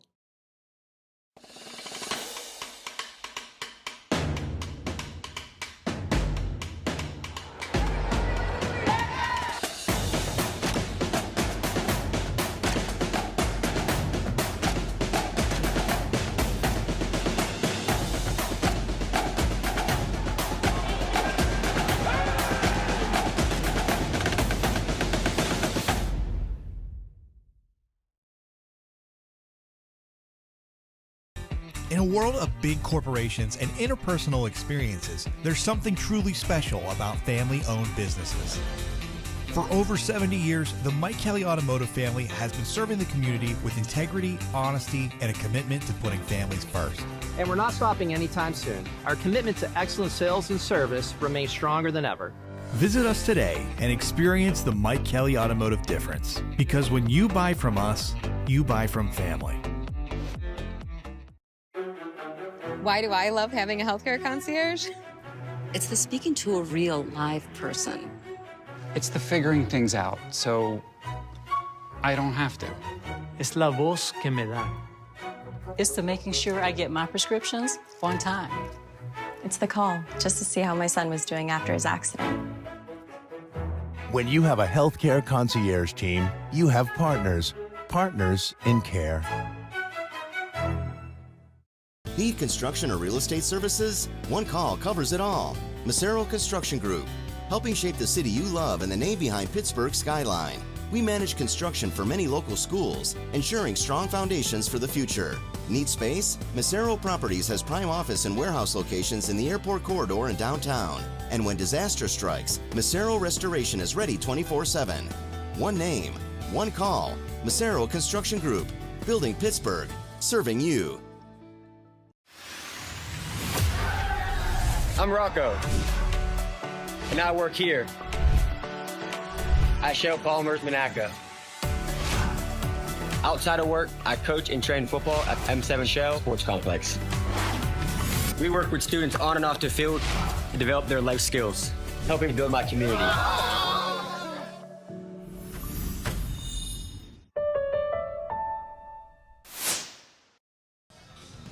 We're back one final time on the Shell Halftime Show here at the pit at Heinz Field in Aliquippa. The Quips holding host to the Penn Hills Indians tonight, and Penn Hills with that 7-0 lead going in the second half of play, which we're just minutes away from. Alongside Damon McDermott, I'm Susie Cole.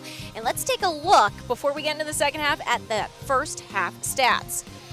Now, Damon, we talked about penalties. Both these teams, you look at Penn Hills, 56 penalty yards, Aliquippa 45, but Aliquippa's costly in the red zone. Absolutely. You can see right there, they're dominating the game. 143 passing yards, only 55 rushing yards. You think you're winning the game when you look at those stats, though, but Penn Hills, they made it matter. Almost, we'll see on the highlights, one pass, one touchdown, back-to-back plays. It was two big passing plays. Other than that, Aliquippa is doing everything right. You just got to convert in the red zone, and that's the biggest thing in high school football. Penalties and convert it in the red zone. And they're also losing the turnover battle, 1-0 as well.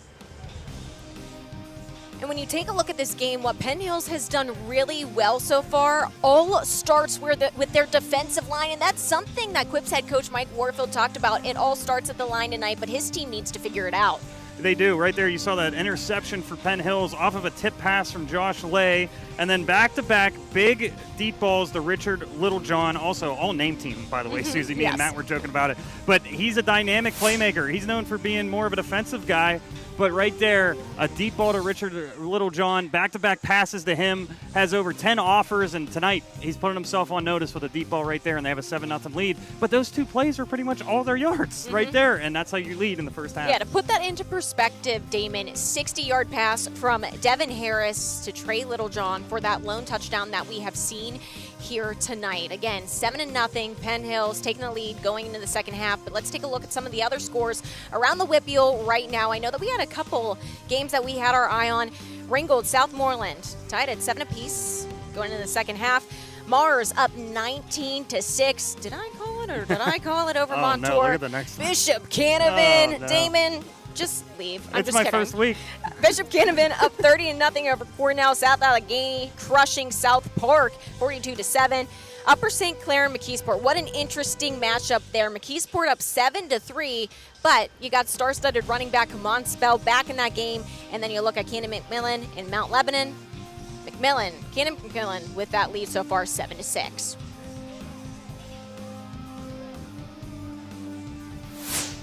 The Penn Hills Indians, will they take the second ever matchup between the Aliquippa Quips? These two historied franchises trying to come out on top here tonight. Second half action, we're just minutes away here on KDKA+. Stay tuned.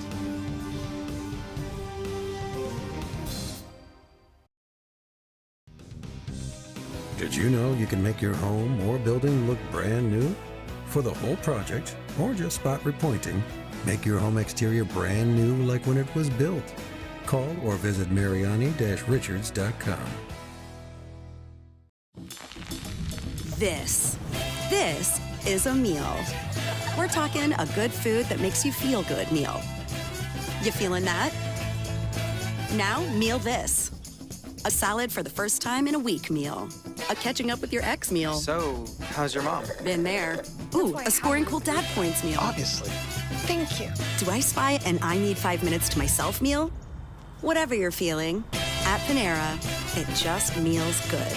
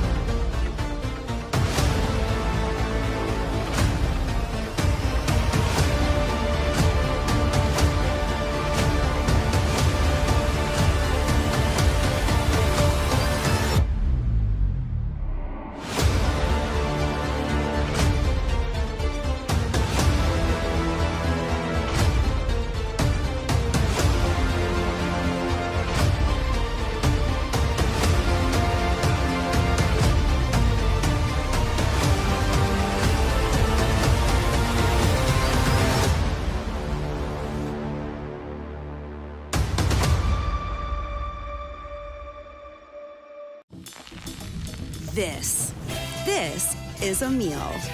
We're talking a good food that makes you feel good meal. You feeling that? Now, meal this. A salad for the first time in a week meal. A catching up with your ex meal. So, how's your mom? Been there. Ooh, a scoring cool dad points meal. Obviously. Thank you. Do I spy an I need 5 minutes to myself meal?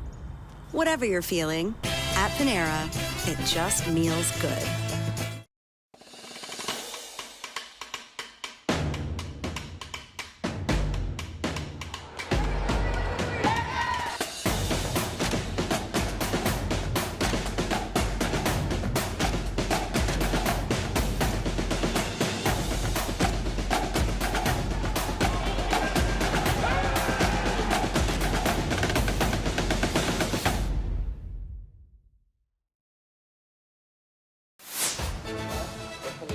Steelers High School Showcase Game of the Week presented by Giant Eagle with the Pittsburgh Post-Gazette. Second half action from Heinz Field.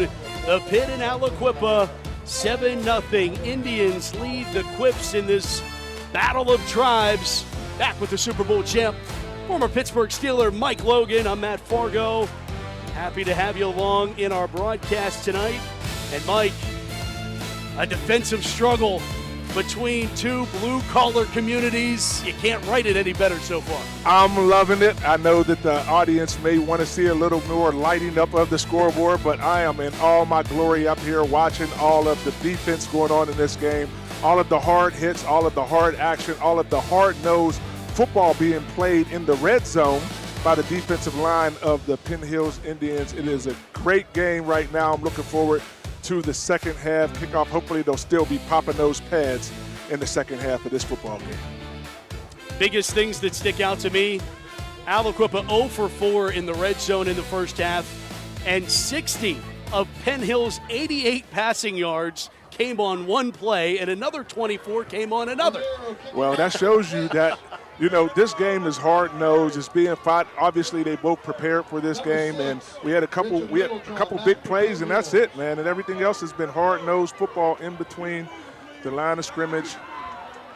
And Penn Hills, a flag comes down, and a big hit and a big return, but we will check the penalty flag as we do see a nice return there for Penn Hills. Michael Ford on the return. Big tackle from Chacoa Gilbert.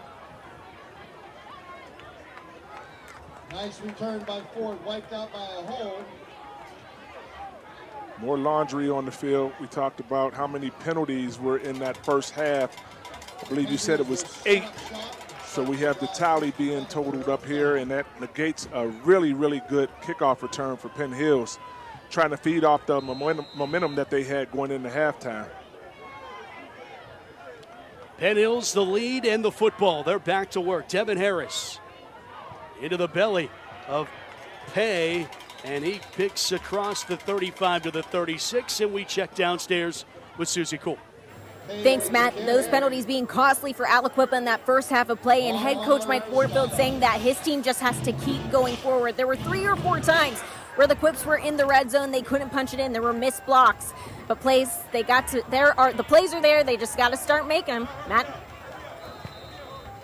Yeah, I think that's a great piece of advice. I mean, there's no reason to hit the panic button. What you have done to this point has worked, especially defensively. You have 2 big splash plays are really the difference. So Aliquippa can't have to get out of their game and force something. That's when, turnovers and things start to go wrong. They have to get out of their own way. I mean, they have like 3 drop passes that negated big plays for them and ended drives for them. So if they just catch the ball, it's probably a different ball game right now. 3rd down 2. Design run play as Harris tries to bounce it to the outside. He has the first down and more. There goes Harris inside the 30, and he's finally dragged down. J.J. Work pulls him down, but Harris needing 2 yards, and he scampers inside the 30. Big play yardage there for the Indians. They pick up the first down and 33 yards. As you watch the replay right here, all he uses was speed right there. Speed right there to outrun the contain on the outside. He gets around him, and that's a big game for Penn Hills. First down and 10 for the 29. Into the stomach of Pay. Bouncing it to the outside. Pay breaks the tackle. Sidesteps another one. And he squeezes inside the 20 to the 19. He has 10 more. And another Penn Hills first down. The Penn Hills offense is taking a note and taking some of the enthusiasm from the Penn Hills defensive line right there. Great holes and great vision outside there. All he's seen was green grass once he broke it to the outside. Positive game, and Penn Hills offense is on a roll right now. You see Pay taking a breather. First and 10 for the Indians in the Allegiant Community Federal Credit Union red zone, and we have laundry on the field. We talked about the tally of penalties. We have 2 quick ones in this third quarter already. And got us up to 10. Got us up to 10, all right. On the defense, Aliquippa offside. Gets Penn Hills 5 yards closer to the end zone.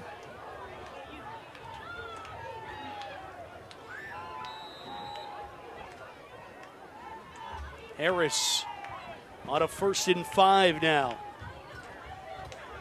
Scampering to the right side. Harris pulled down.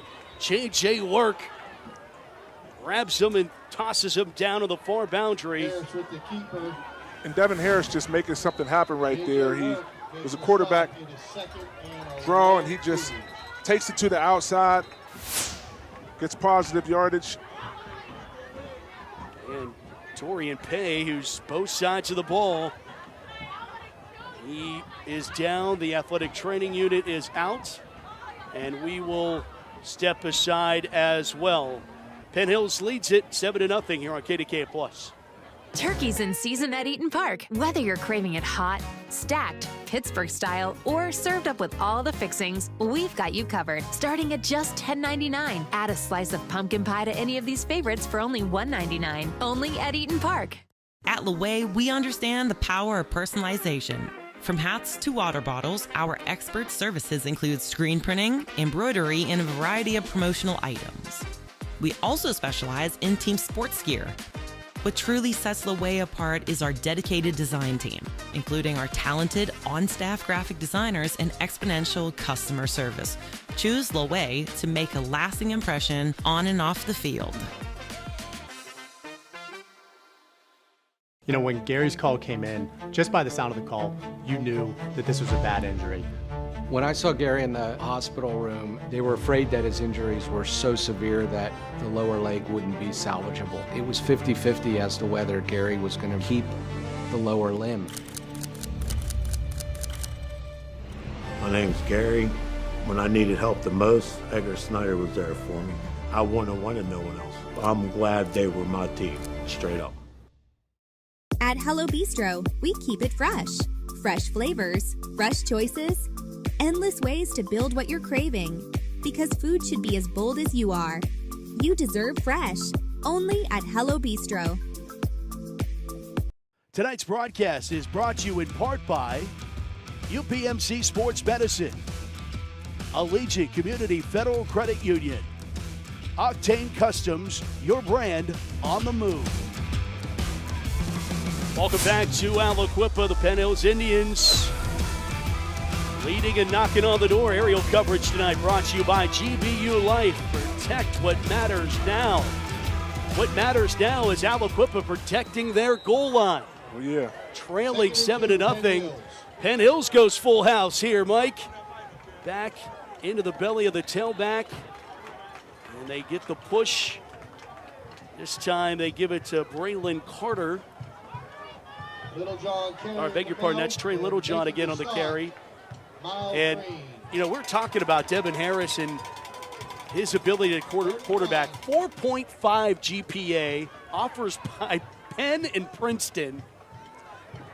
I'm discombobulated because you said 4.5 GPA, which is out of the realm of my comprehension. So, as there's Littlejohn again off the right side, another flag down, by the way.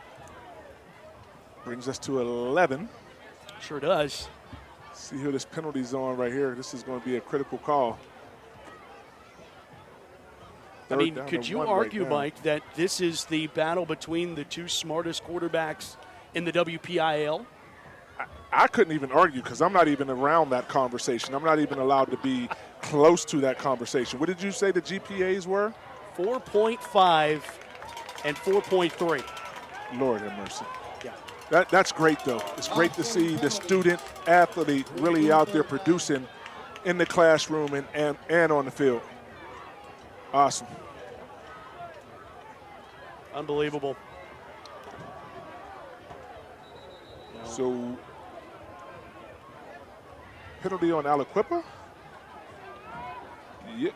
Yeah, because it's a 1st and goal. Sticks are down. Oh, no, they just flipped it to third down on the. Trying to sort this out here to see where the ball is going to be placed, but this game has been really defined by the line of scrimmage battles. Penn Hills has really been winning defensively in this game, and their offense is really trying to control the line of scrimmage right here down in the red zone, trying to get a first down now. Still don't know what the penalty was because it's still 3rd and 1.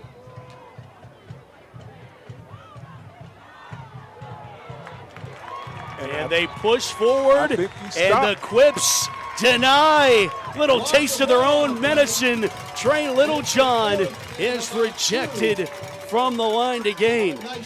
So I don't know what happened on that last penalty because it still was 3rd and 1, but Aliquippa steps up and makes the stop right there. Their defensive line trying to mimic what the Penn Hills defensive line did previously and made the stop. Quick to the line. Here's 4th down and 2. Penn Hills look to that far sideline. Ball rests at the 11. Whip defense looking to shut it down, and timeout. Aliquippa. Mike Warfield burns one here in the 3rd on an important 4th down play. This is a critical situation right here. So Coach Mike Warfield said, let's get a timeout and make sure everybody's on the same page right now.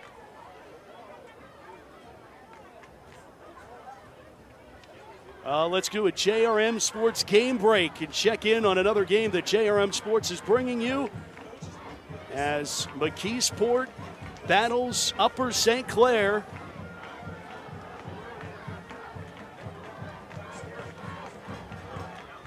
And technical difficulties. I believe I'm being told that McKeesport just scored in the game to expand their lead against Upper St. Clair. Woo! That is music to my ears.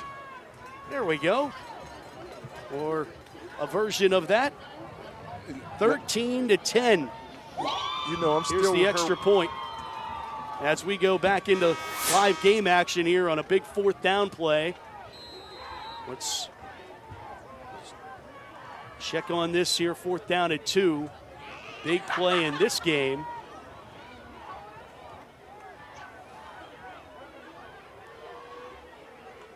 Harris does a check with me. Handoff is blown up in the backfield to Cohen Gilbert. Almost took the handoff. Almost looked like that Jadeveon Clowney play back in the day when he made the tackle in the backfield and took the ball off of him. But Penn Hills has been doing this to Aliquippa all game, stopping them in the red zone, and their defensive line has been coming up with big plays. Aliquippa says, it's our turn, Mike Logan. They come out there, stop them on 4th down in the red zone. Aliquippa's ball.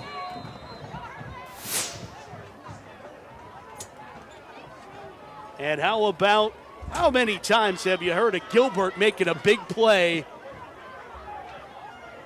at Aliquippa? Spinning left side, work. Spins and stays upright. Work lowers his shoulder. J.J. Work, a run of authority. He wants it. I can tell you right now, he wants it. Able to keep his balance after getting tripped up in the backfield. Turns his feet, gets his balance, turns it into a positive game. 23 on the carry for J.J. Work. That got this crowd pumped up right there. Shows you that he has that grit and that will to keep his balance and stay on his feet. Just a little wake-up call they needed after the defense was able to stop him down in the red zone on 4th down.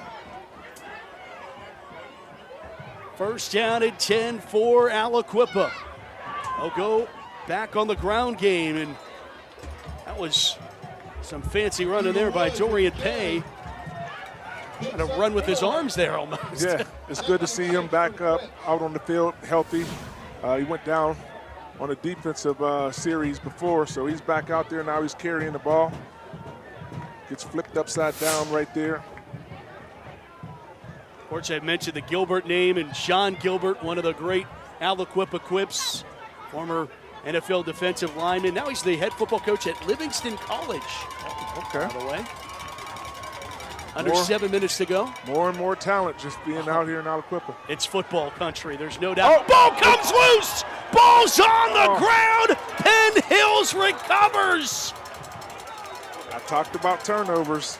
Pay coughs up the pill, and Jelani Valentine recovers. A no-contact fumble. Ball just slips out. Penn Hills hops on it. Turnover. Penn Hills has the ball when we come back on KDKA Plus.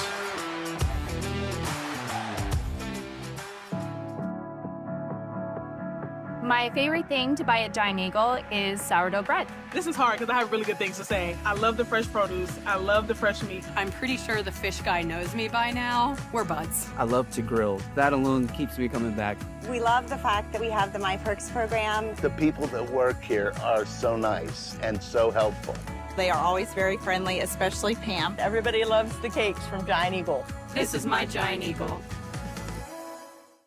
Around here in the fall, harvest moons, cool crisp evenings, and on Friday nights, legends come alive in Pittsburgh. WPIAL High School Football. Allegiant Community Federal Credit Union is a proud sponsor of the Steel City Game of the Week. Allegiant salutes the players, the fans, the cheerleaders, and the parents. Allegiant Community Federal Credit Union. 7 locations and a sponsor of this WPIAL High School Football broadcast. Welcome to La Roche University, where experience isn't just a buzzword, it's a way of life. At La Roche, our students thrive by putting their ideas into action. So we came in today just kind of getting a general idea of valuing a model and how it is done in actual real-life time. I think what they're doing in La Roche with the applied learning has a lot of value for the students. They're able to see the real-world numbers come to life, and that has a lot of impact for them. La Roche University, engaging minds, embracing the world. From heating and cooling to a large array of construction equipment, Herc Rentals has the gear you need to get the job done. Herc Rentals is already a staple in several communities across the United States and Canada and have been serving our customers' needs since 1965. With a catalog of equipment that spans the spectrum of almost every kind of solution you can think of. To learn more about Herc Rentals, visit hercrentals.com or call us at 1-888-777-2700.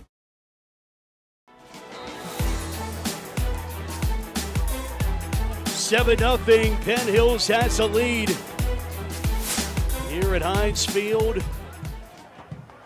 they give it off to Pay on the first carry of this drive. Field flipping opportunity here for Penn Hills. They get the turnover, and Aliquippa had some momentum, Mike. Oh, man. I mean, you could feel it in the stadium. Everyone was like, this is it. We're getting ready to get on the board. And unfortunately, they fumbled the ball without any contact. Penn Hills is able to get the ball to see if they can take advantage of it. Harris dialing one up down the boundary. Incomplete. And a flag down. Late flag comes out. From behind the play. And the only thing I think I could tell from the penalty right there is the defender needed to get his head around to look like he was making a play on the ball. I don't know if he did that, and that's maybe why the penalty flag came out. J.J. Work was in coverage. Have a look.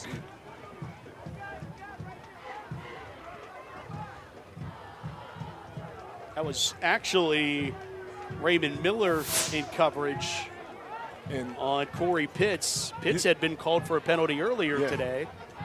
You can hear some of the fans booing out here, but as a defensive back, you have to get your head around and get a play on the ball, and that's why the official threw the flag. He didn't turn his head around to locate the ball.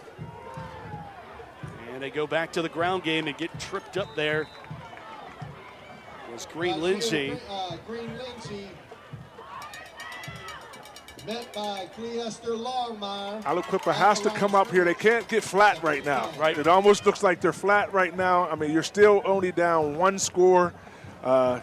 You stop this drive right here. That's a big momentum swing for you. And right now they're just looking a little flat. I expect them to come back out. I expect Coach Warfield to really get those guys motivated and keep them guys playing at 100%.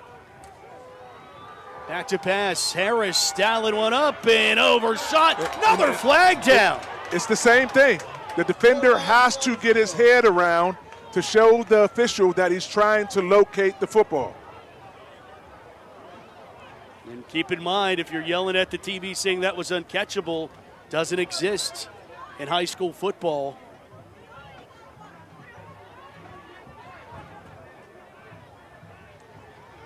There it is. Yep, there it is. Killer for the Quips. And you see it right here. Defender does not turn around. Head does not come. I tell people to look at the stripe on the helmet right there to be able to tell if he turns around and looks at the ball. He does not locate the ball. 2 PIs for Raymond Miller.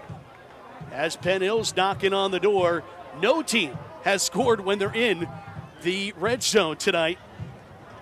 Quips are 0 for 4. Penn Hills is 0-1. And blows up that play in the backfield just as Starks stops Pay. It has been interesting down in the red zone this game. The Allegiant Community Federal Credit Union red zone. I always look down there at that Heinz field sign of old memories of the Heinz zone with the big ketchup bottle down at AccuSure Stadium, as they call it now. Yeah, still got one of those Heinz ketchup bottles at gate C, the Heinz gate. Flip it out here to the flat. Open field tackle. Wraps him up. Jacoa Gilbert one more time. Gilbert snipped that out. He wasn't fooled by any of the play action, any of the things. He was assignment savvy right there, an assignment where he had the guy going out for the screen. Was able to make a big impact tackle right there. Lino wrapped up quickly. Nice open field tackle. And now it's 3rd down and 10. Time to make a statement right here. That was a big stop. Just throwing it out there, Mike. We've seen Jesse Truman what he can do on kickoffs. If they don't convert here, do they think about a field goal? Motion left to right as Michael Ford. Back to pass. Harris pressured. Rolls to his right. Harris looking downfield. Will take off with it. And there is a flag down as he runs out of bounds. And I think if Devin Harris throws that post pattern right there, they may have another touchdown. I think he just missed it. A host of Aliquippa tacklers, making it 4th and 9. Waiting for the flag. 2 critical pass interference calls on this drive really have been what have moved Penn Hills down deep into Aliquippa territory. And now we check on an illegal shift on Penn Hills. So replay the down. So Aliquippa accepts the penalty. That was going to be interesting. If you decline it, it's 4th down. But they want the distance. Would have been interesting to see what call Penn Hills would have made had they declined it. But we'll never know.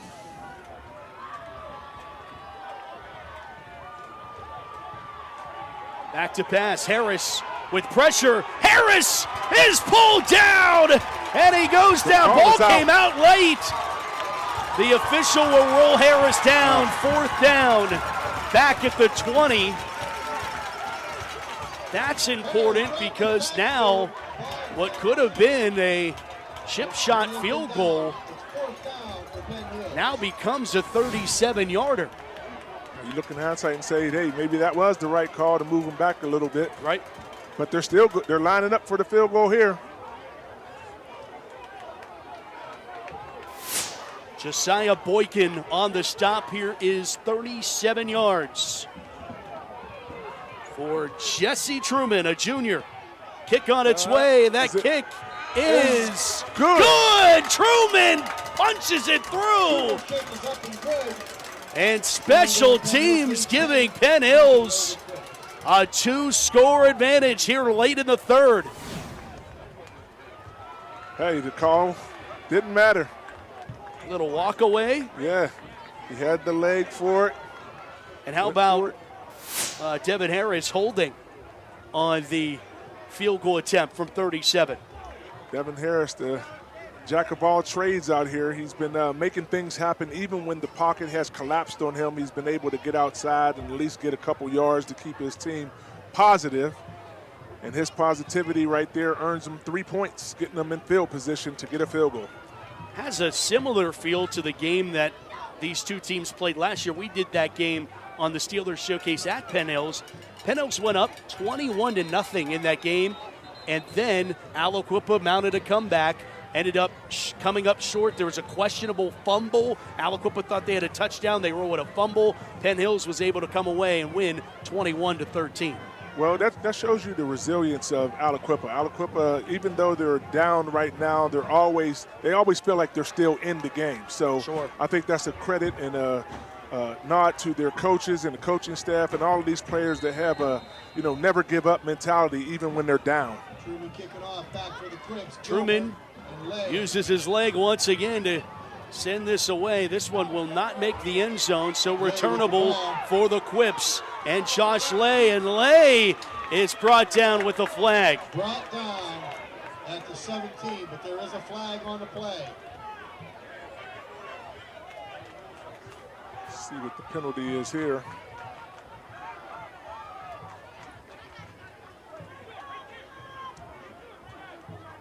Walk in the back against the Quips. Penalties really. Penalty against the Quips and back them up. It'll be 1st and 10. Kelly Automotive Drive recap for Penn Hills. 6 plays, 20 yards, 3:44 off the clock. And Penn Hills converting a turnover into points. Talked about it at the beginning of the game. In a game like this, whoever can win the turnover battle has a great chance to win. And when you turn them turnovers into points, that gives you an extra better chance to win. So Penn Hills on the right track right now. Work the call, bouncing off a few tacklers. He's still not going down. Oh my goodness, work to the 16, to the 17. Went from a 2-yard gain to a 8 or 9 yard gain just by effort right there. And you have 2 quips down on the ground right now, one getting up. And Work was ineligible off the field. He admits it. He said, I let my team down. He wasn't able to play in the Avonworth game. Gets back eligible last week against Mars and becomes the difference in the game. Late heroics. Keep in mind, once again, Aliquippa playing from behind. They did that against Mars last week. Were able to use a second half comeback late in that game. And they'll need another one as training staff to stretch out one of the quips. Matt, you talked about him being ineligible, and that just goes back to being a student athlete and remembering that you need to have your academics in order for you to be able to come out there and play on the football field. And that makes your teammates hold you accountable as well, because you're letting them down when you're not out there if you're not performing in the classroom. So a lot of onus on him to get himself eligible and come back and be a part of that victory. There's Justice Starks being helped off, and got a chance to spend some time with him during our Steelers media day earlier this summer. And man, just a great young man to talk to. One of the guys that just, you know that he's going to do great things in life because he has a great head on his shoulders, and he's one of these captains of the game, captains of the team. You want to check in here?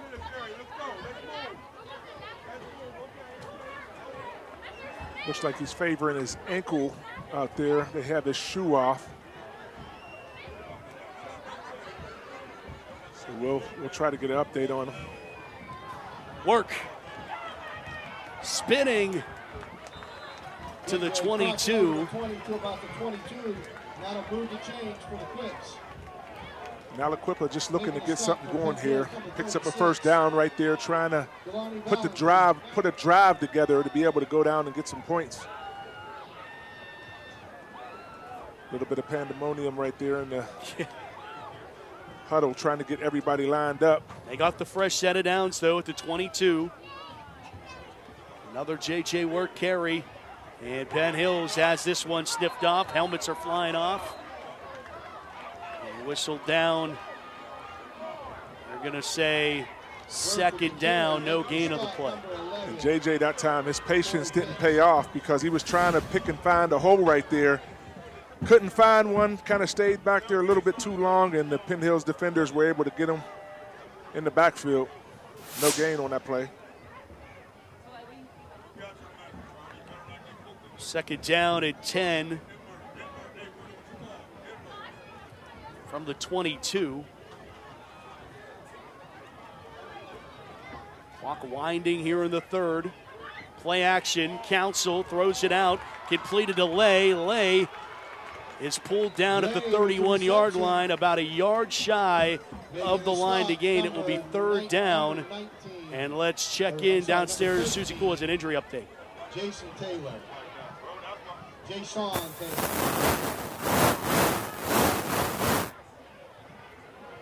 All right, Susie is the gremlins of Heinz Field. We'll check back with her in a few.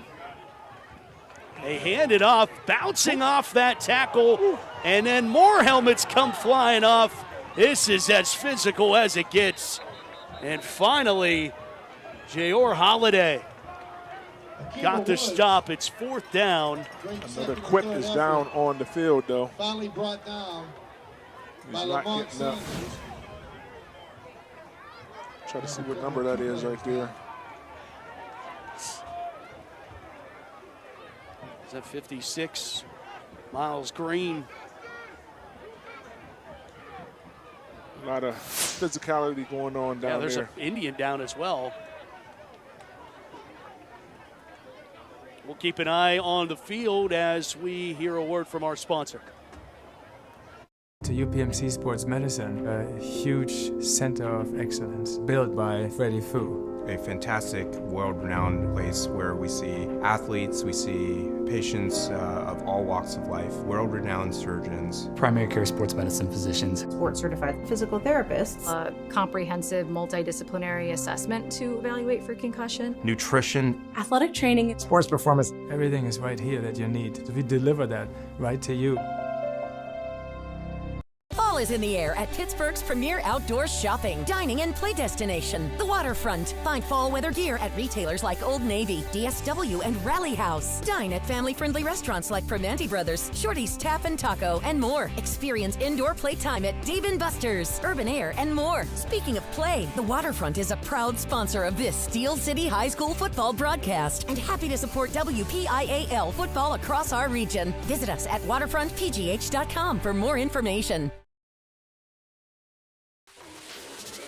Take a look from some scores around the WPIAL. Southmoreland up on Ringgold, where Susie, I think she was on an island, or you picked Southmoreland too, Mike. That's right. Montour and Mars in a thriller. 6-point ball game there. Bishop Canterbury all over Cornell tonight. 30-0. South Allegheny beating up on South Park 56-7. McKeesport and St. Clair, Mike, that's a final. Yes. The Port takes down USC. First loss for the Panthers all season. Listen. 14-10. McKeesport beats USC, and Cannon McMillan beats Mount Lebanon tonight, 21-6. Big Mac's having a big year. Listen, I'm still holding resentment towards Upper St. Clair from 1991, so I'm glad to see McKeesport beating up UCF right now, USC. Fourth down, hard count, and a penalty is the difference. Offsides, Penn Hills. All of that pump and circumstance, and now Aliquippa gets a fresh set. And Aliquippa was baiting them and waiting for them to jump off sides. They took the bait, jumped offside, and we're going to come back to that play right there. That was a really instrumental play in this football game. Going into the fourth quarter right here, they could have had Aliquippa backed up, but they jumped offside and gave them a first down.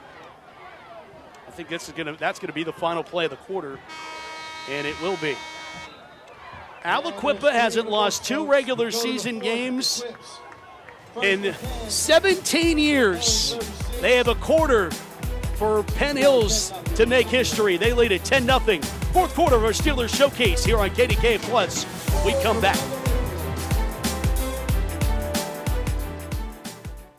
Stay connected with all the action.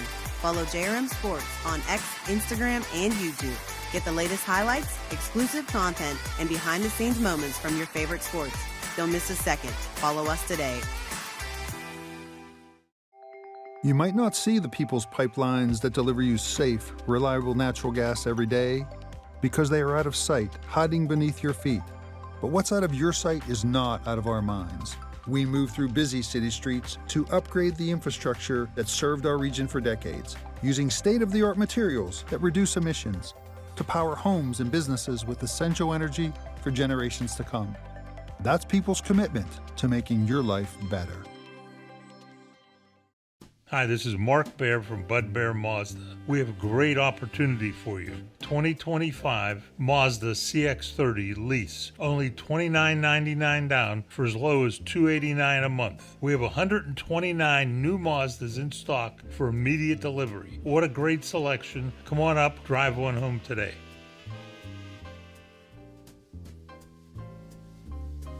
The honest dealer, believably different, Bud Bear. Thanks for fixing the door. I was nervous about that lock. To your family, you are more than just your income. What would she do without me? She'd probably have to marry our next door neighbor, Todd. Well, Todd, I have no feelings for you whatsoever, but I'm going to have to say I do. I can't afford a handyman. Better get some life insurance. Although you're irreplaceable, a life insurance policy from GBU Life can provide the financial security your family needs for a secure future. To get started, visit gbu.org. The build. What is it that drives us to follow our dreams, to build them from scratch, from the heart? For us, it's the same ideals of hard work, craftsmanship, and unity that define our great nation. It begins with trusting in yourself and having a team behind you that believes any dream is possible. and that every project is a vision of what can be, of who you are, and the future that you continue to build. From our family to yours, 84 Lumber, where quality and pride come together, one dream at a time. Friday night in the Steel City at our Steelers High School Showcase. About 35, 40 minutes outside of downtown Pittsburgh. Going deep, Aliquippa, first play of the fourth, and they strike for a big one. It will be first and goal. Aliquippa, Tacoa Gilbert with the flag down way back at the start of the play. And this play is coming back. Wow. Wow. We were just in the booth at the quarter change talking about Aliquippa needing a big play and a spark. And that was it right there. Unfortunately, it's coming back. Would have been 60. Would have equaled Penn Hills' 60-yard score. Put this game within 3, pending an extra point. Well, of course, they were not. They were short, so it would have been first and goal, but the point still exists. But we were just talking about it. We said Aliquippa needs something. When they need something quick, they need a big play. They need a big spark. Right. That was it. Now, how do they respond from this? Are they going to fold, or are they going to overcome the adversity that they had right there? I'm betting that this team is going to try to gather up and gather themselves together and try to make it happen again. They test that secondary of Penn Hills as Council sets up the screen to Work. Here's J.J. Work. Work was trying to get his balance and was able to get tackled from behind. Chase Gonzalez does that. And initially, I thought Work was going to have some open field there and, ramble on for some more yards, but Penn Hills defense closed on him pretty fast, lost his footing. Charles Morris has done a nice job. I think we get a timeout here. It's an official timeout. And talking about Charles Morris, he's in his 4th season as head coach of Penn Hills, but his 16th coaching. He was a longtime assistant at Plum, spent 10 years there as a team's defensive coordinator under Matt Morgan from 2012 to 2021. And prior to that, he was coaching at Gateway. He said Coach Terry Smith really helped him. Also Neil Gordon at Penn Hills. He's a Penn Hills graduate and a 3-year letterman of both the basketball and football programs at Penn Hills, trying to bring them back to the promised land. And certainly this could be a leap pad to doing so. Play action, Council. No one available. Gonna tuck it and run. Council runs out of bounds at the 40. And that right there was all secondary. You call that, that's just the secondary. It's almost like a coverage sack right there. He couldn't find anyone open. Everyone was covered right there, and he just had to get what he can get right there on the scramble. Make it 3rd and 5. It'll be 3rd down and 5. He gave him the 41 officially.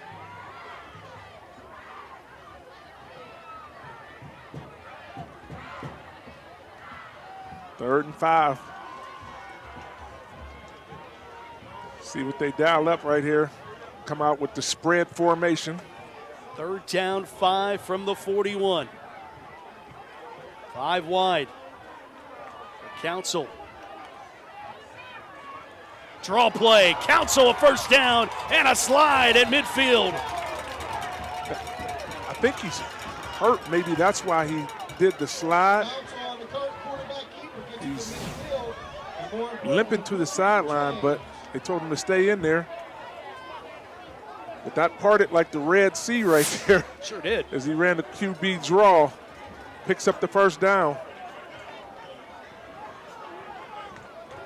Gonna have to monitor his ankle situation. He was hopping on over to the sideline.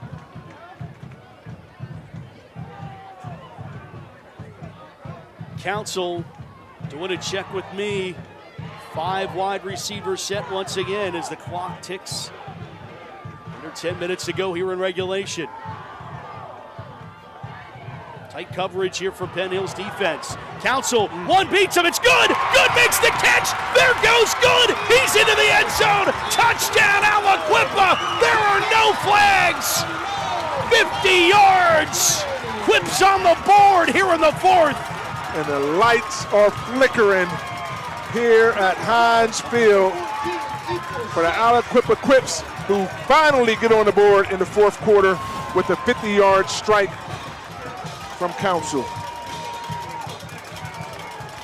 Council dials it up to Khalil Good. And Good gets into the end zone, extra point. Ronaldo Romero, field goal kicker, a sophomore. Extra point was good, but there were flags.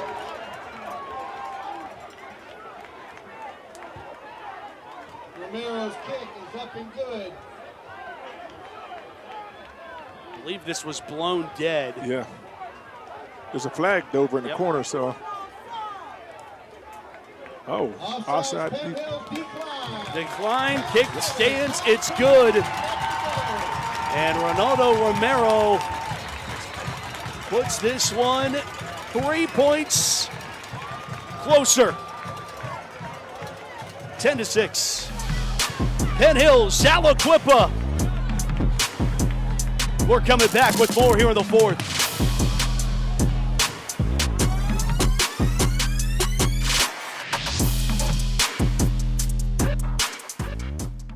To UPMC Sports Medicine, a huge center of excellence built by Freddie Fu. A fantastic, world-renowned place where we see athletes, we see patients of all walks of life, world-renowned surgeons, primary care sports medicine physicians, board-certified physical therapists, A comprehensive multidisciplinary assessment to evaluate for concussion, nutrition, athletic training, sports performance. Everything is right here that you need. We deliver that right to you. This Friday, the Steelers High School Showcase Game of the Week, presented by Giant Eagle and the Pittsburgh Post-Gazette, features Avonworth as the Antelopes take on the Central Valley Warriors. Friday night at 7 on KDKA+. College isn't for everyone, but from pay to training to retirement, Pennsylvania Laborers Union members live better. PA Laborers Union offers a great wage potential of $42 per hour and terrific health benefits. Imagine having 0 student loans while receiving state-of-the-art construction training. Join the team and get mentorship and guidance from experienced members. Go now to laborparecruit.com for more information. You've got dreams, might even be something big. Imagine what you could do with the right solutions. Secured against evolving threats and set up to make the right decisions faster. At Acrisure, we help protect and grow everything you've worked so hard to build. We are the brightest people using the best of technology. We are an extraordinary advantage for you. We are Acrisure. This Saturday, tune into JRM Sports on YouTube for D3 college football as the Teal Topcats battle the Allegheny Gators this Saturday at 7 p.m. only on JRM Sports.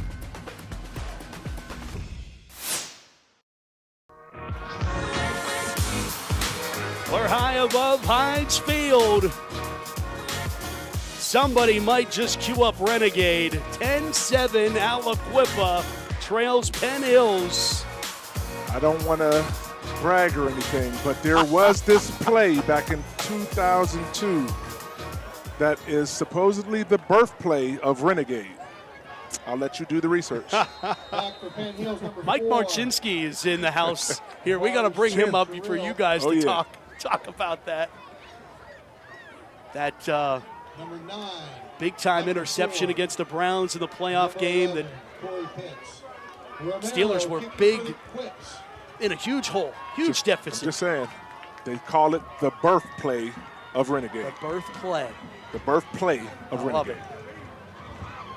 Here's Romero on the kickoff. And a good tackle there at the 25-yard line as we take a look at the Kelly Automotive Drive recap. 9 plays, 91 yards, 5:33 off the clock. Aliquippa's first score of the game has to go into the fourth quarter, but Quips are in striking distance, but they need a defensive stop here if they want a chance. Just like I'm taking the credit for the birthplay of Renegade, you were up here calling saying that Aliquippa needed to make a big strike play for them to come back and be in this game. And right in tune, they were able to do that. Now can the defense build off that momentum and get a stop and get them the ball back? Handoff to Pay, stacked up. Nothing available as we, oh man, cluster Longmire one more time. Let's check in downstairs with Susie Cool. 2nd and 11, Penn Hills. Susie, are you there? Susie. Susie didn't pay her phone plan. I can see her. She's looking up at me. And running out of bounds there is Devin Harris. Harris ran out of bounds. Aliquippa doing what they need to do so far on this drive. Amen. Stopping Penn Hills from gaining positive yards. 3rd down and 9 coming up. 3rd down, 9. Ball to 27. Harris looks to the far sideline. It's the play call. Offensive coordinator Charles Bradley, Penn Hills alum. Will he dial up? Harris escapes. Harris on the money. 1st down, Penn Hills. A dot to Green Lindsay to extend the drive. Devin Harris right there, just poised. There was nobody open at first. They were running some crossing routes. Everybody was crossing across there. And he finds the open guy, was able to dart it in there, moving to his left, throwing with his right. Nice catch by Lindsay. 1st down, Penn Hills. Pay. And the ball is out. The ball, and Quips have it. The ball came loose. And Aliquippa's Clester Longmire says that belongs to us now. A little bit of the pit magic right there. Penn Hills fumbling the ball away as they were driving almost to midfield. Ball comes out. Aliquippa has the turnover that they need. Now they must do something with it to try to overcome the 3-point lead that Penn Hills has. Lester Longmire, the senior, talking all about Agent Zero all game today. And he comes up with a big-time turnover. The Quips have the football. 1st and 10 in Penn Hills territory. 8:28 to play. Council throwing.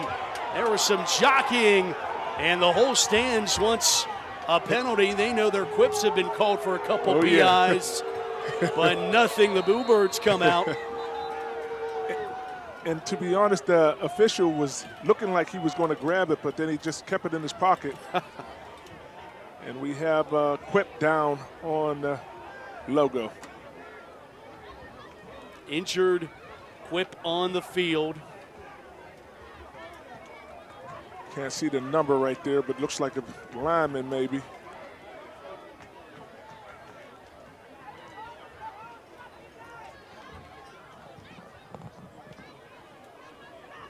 It might be Miles Green again. Let's check in on this McKeesport Upper St. Clair game on JRM Sports.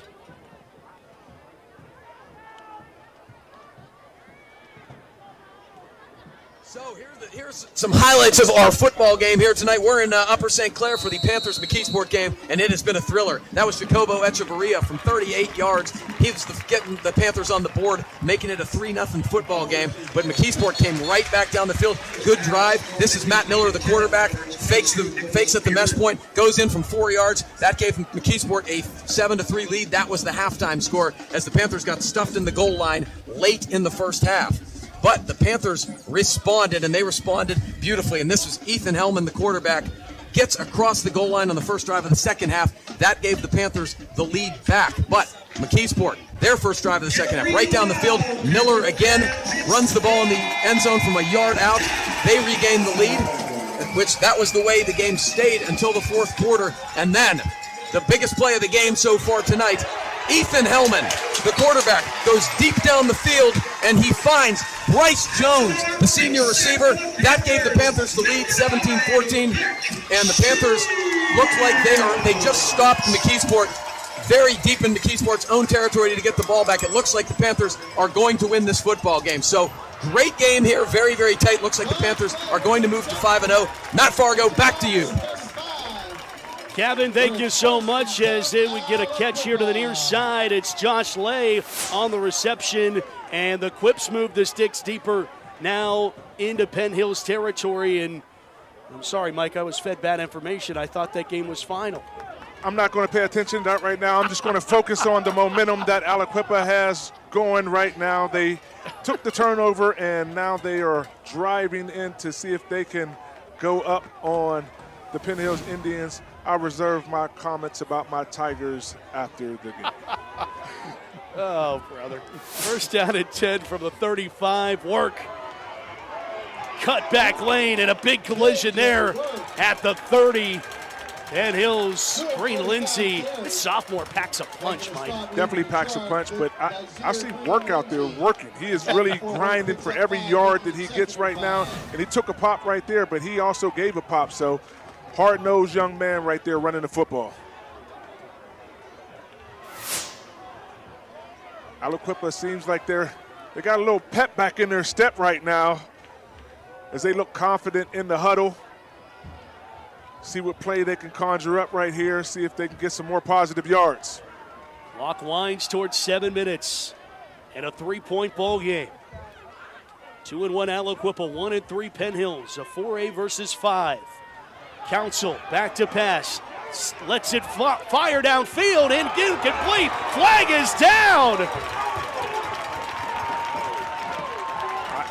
If this is a DPI, I don't agree with it. I thought that it was timed up perfectly.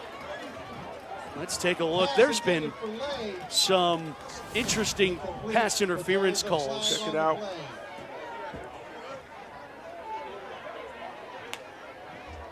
Oh, man. No. As a defensive back, I'm telling you, that is timed up. A very tough call. I mean, I think he timed that up perfectly. The ball did loop and hang in the air for a little bit, but I felt like his timing was perfect. I thought it was a great break on the ball, was able to get his hand in there, knocked him down, but can't say I agree with that one. There's been a lot of flags on that side of the field in the PI category tonight. This one sets up Aliquippa 1st and 10 at the 15. Council from under center. Kingston Wilcox he'll let it fly into the end zone. It's a Aliquippa touchdown. Khalil Good from 15 away. Quips in front for the first time tonight. And Khalil Good just went up top, went over top of the DB, was able to hang on to the football and get his feet down in the corner of the end zone. Touchdown, Aliquippa. Council dialing a toe tapper for Khalil Good. That was nice in the corner of the end zone. Thought he was going to run out of the real estate over there before the pylon. Was able to get his feet down. Penn Hills jumps on the extra point. The Quips want to go for 2. Mike Warfield saying, offense, get back out there.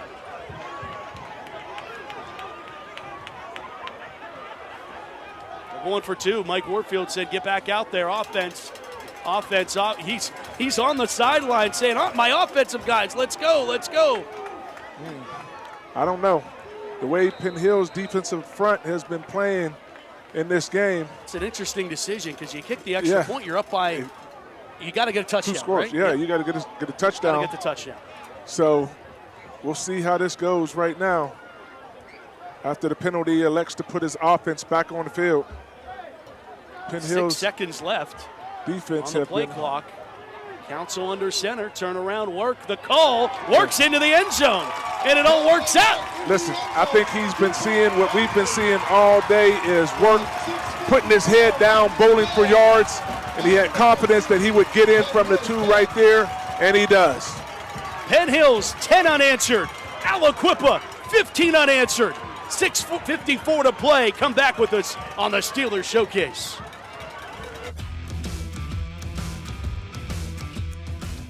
Around here in the fall, harvest moons, cool, crisp evenings, and on Friday nights, legends come alive in Pittsburgh. WPIAL High School Football.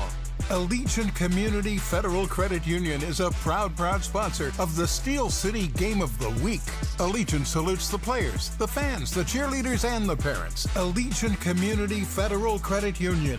7 locations and a sponsor of this WPIAL High School Football broadcast. Stay connected with all the action. Follow JRM Sports on X, Instagram, and YouTube. Get the latest highlights, exclusive content, and behind-the-scenes moments from your favorite sports. Don't miss a second. Follow us today. This Friday, the Steelers High School Showcase Game of the Week, presented by Giant Eagle and the Pittsburgh Post-Gazette, features Avonworth as the Antelopes take on the Central Valley Warriors. Friday night at 7 on KDKA+. Need construction or real estate services? One call covers it all. Macero Construction Group, helping shape the city you love and the name behind Pittsburgh's skyline. We manage construction for many local schools, ensuring strong foundations for the future. Need space? Macero Properties has prime office and warehouse locations in the airport corridor and downtown. And when disaster strikes, Macero Restoration is ready 24/7. One name, one call. Macero Construction Group, building Pittsburgh, serving you.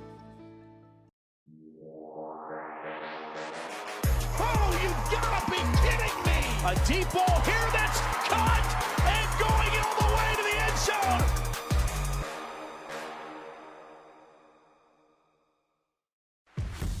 This Saturday, tune into JRM Sports on YouTube for D3 college football as the Teal Topcats battle the Allegheny Gators this Saturday at 7 p.m. only on JRM Sports.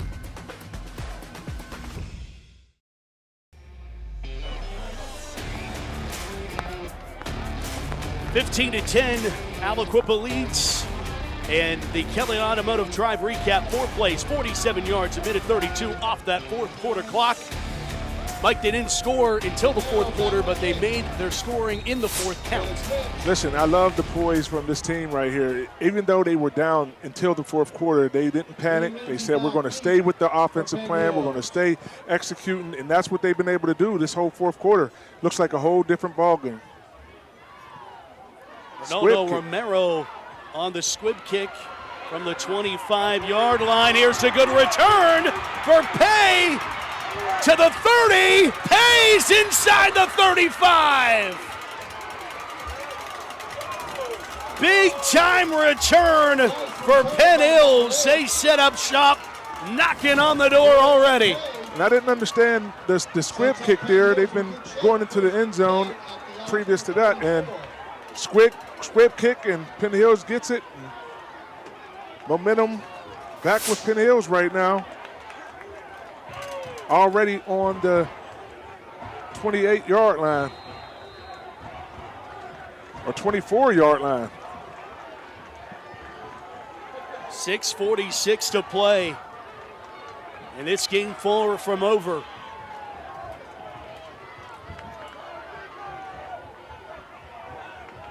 Motion out of the backfield, Polino in trouble. Harris just going to go down and loses a bunch. Back to the 27. Kevin Harris has been taking broken plays and going to the outside. That time he wasn't able to break the contain. Discipline. Josiah Boykin made sure he was secured. Flag is down.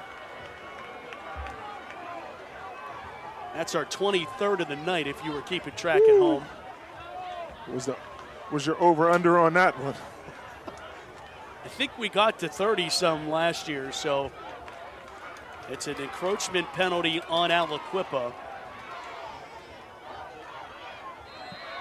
So they get back some of that lost sack yardage. Now it's 2nd and 9. 2nd and 9, Penn Hills. Clock winds towards 6 minutes. This aerial shot there, a GBU Life blimp.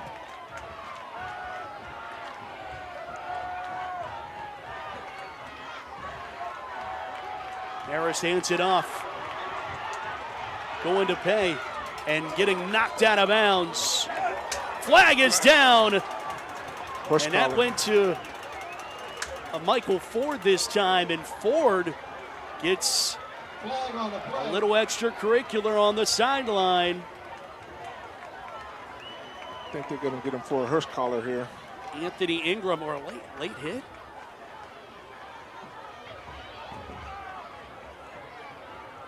Yep, it's the horse collar, Mike. You were right on it.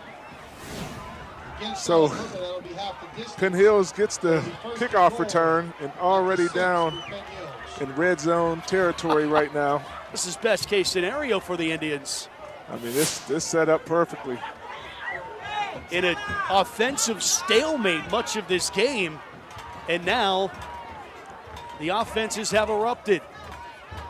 Aided by penalties given, but now Penn Hills first down and goal from the 6.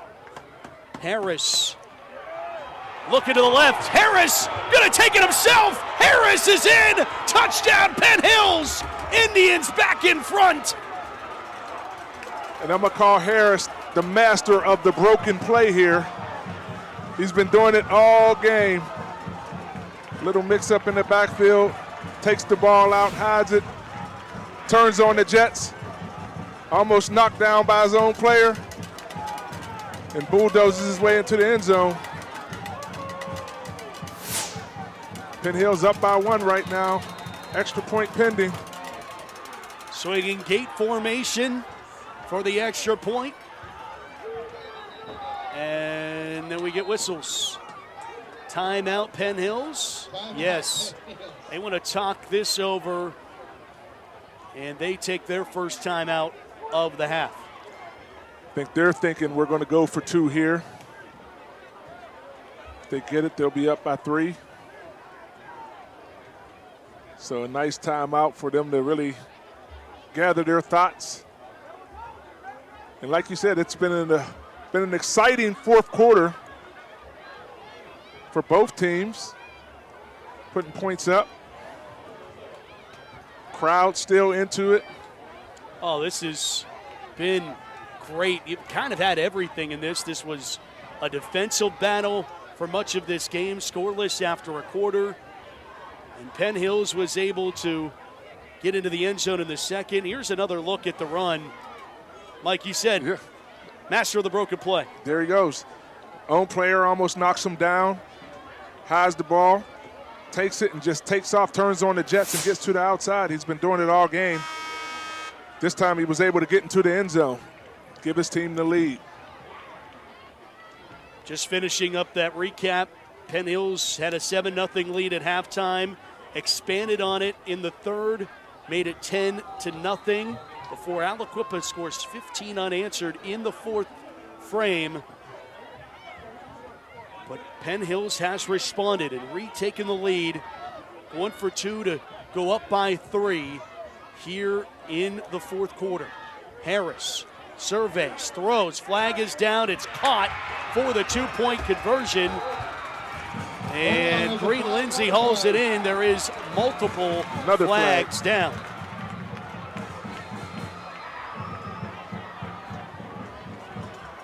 Got to see what the penalties are. One flag was down and then another flag came out later. It's been a busy night for the Zebras. Looks like they're backing Penn Hills up.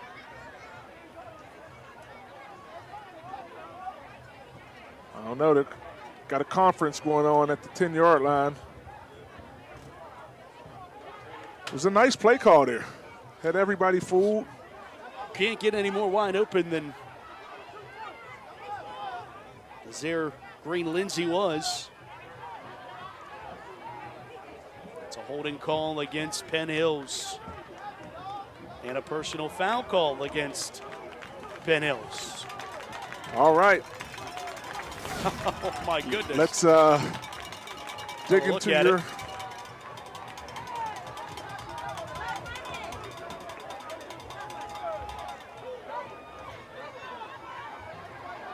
Two penalties against Penn Hills, backs them up to the 28. There was an unsportsmanlike dead ball foul on Penn Hills. That means both.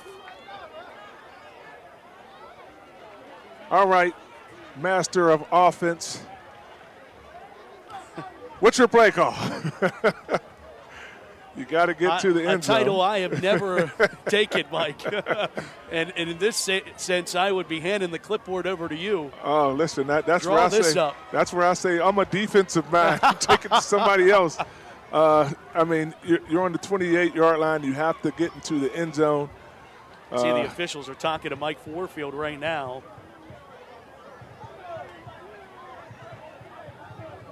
Because it's a dead ball foul, it gets tacked on to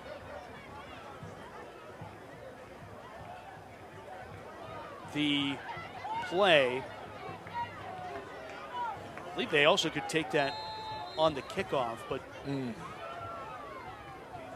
see how this plays out here on a 2-point conversion attempt from the 28-yard line, and the ball comes loose, and the ball's still loose, and that would have been live. I mean, catastrophic if Aliquippa scoops that up and returns it for a 2-point conversion.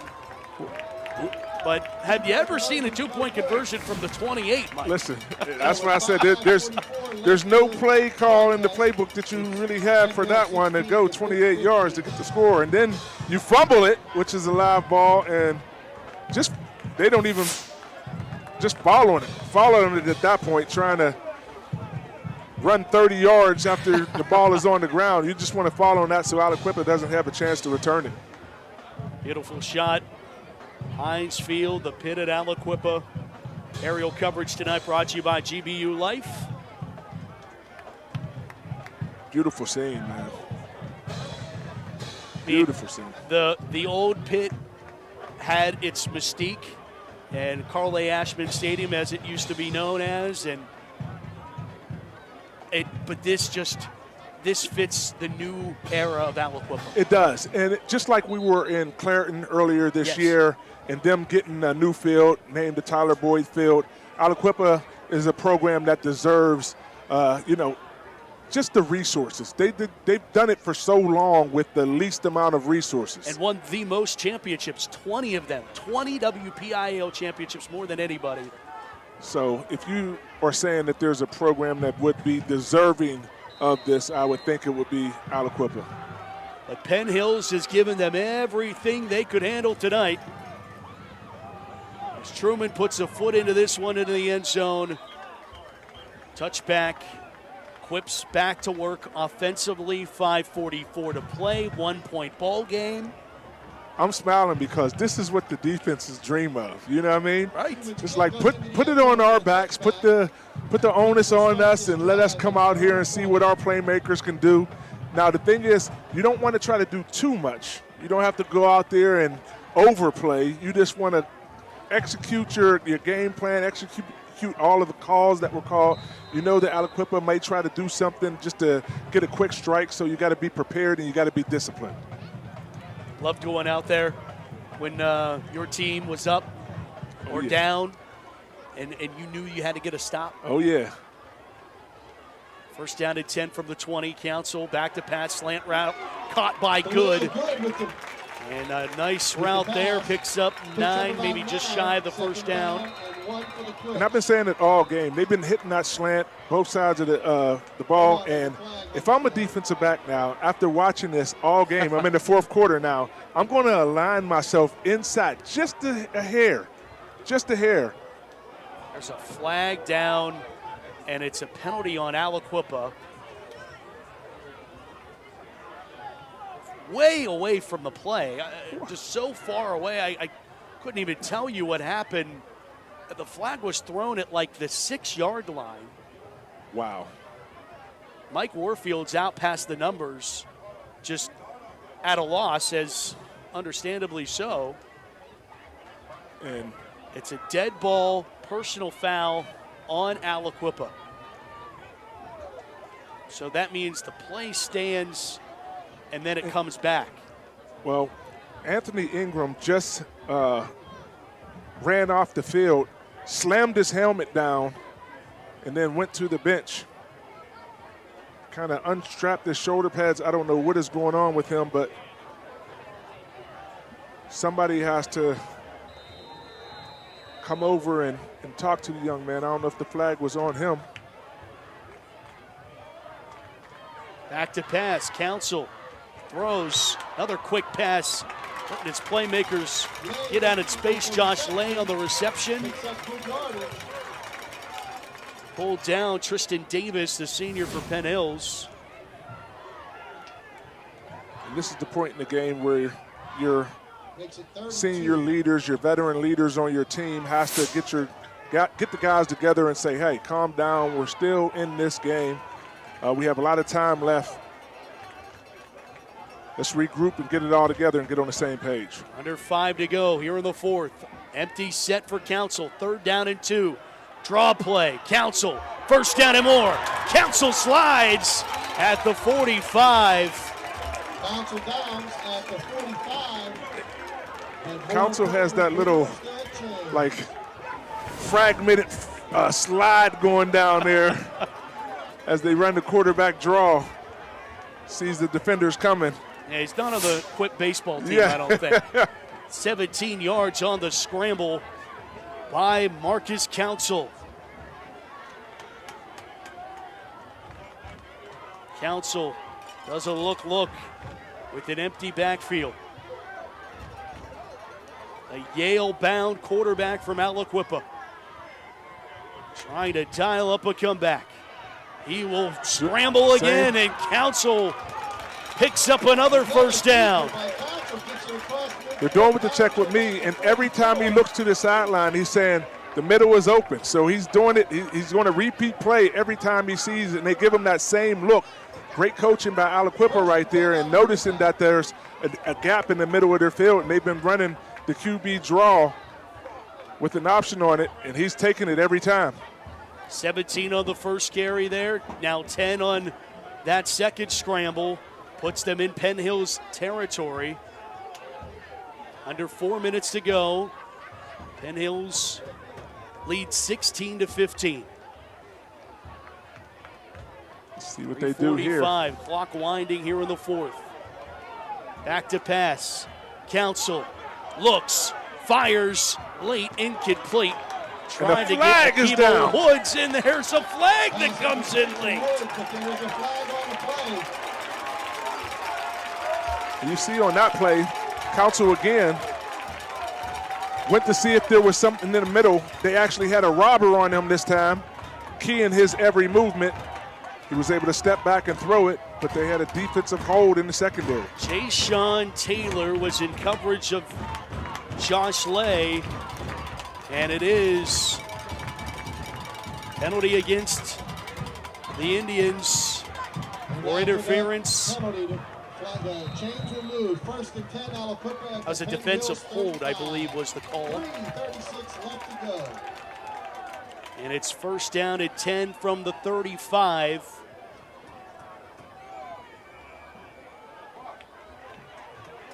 Clock at 3:36. Stopped here in the fourth.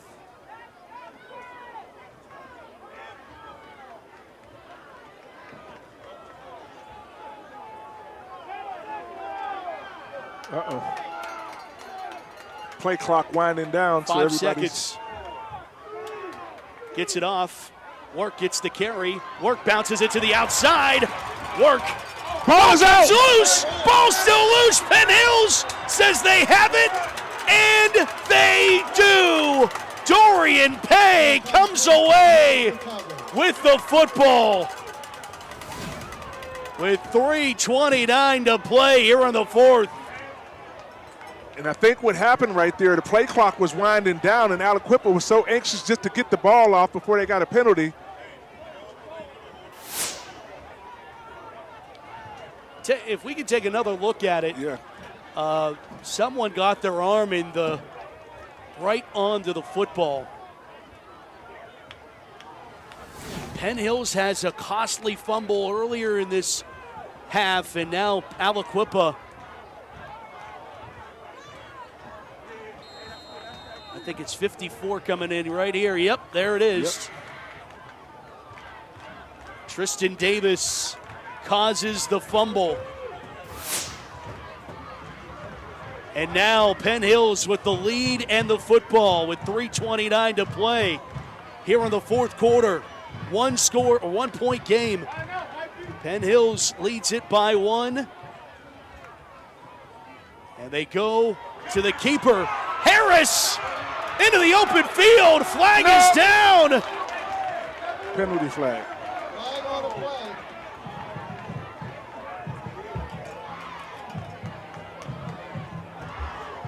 I couldn't see it right there. Looked like a good downfield block to me from up here, but I'm not down on the field.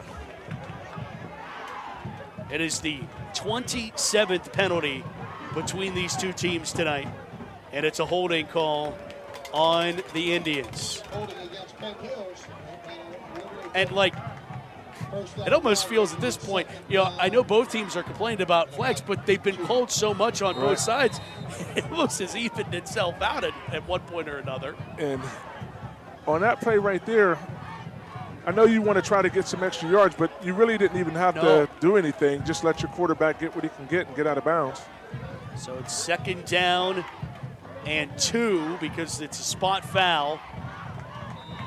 They carry it to the left side right at the sticks for Michael Ford.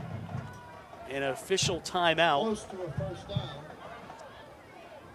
And official is going to the sticks. So are they calling them short? What? All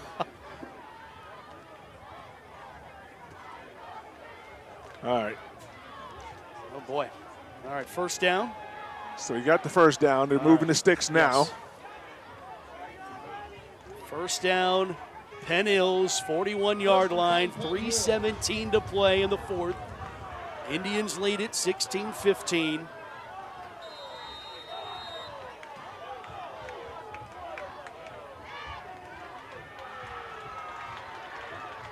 Technical difficulties with the scoreboard up here in the press box, permitting us from giving you the score information right now.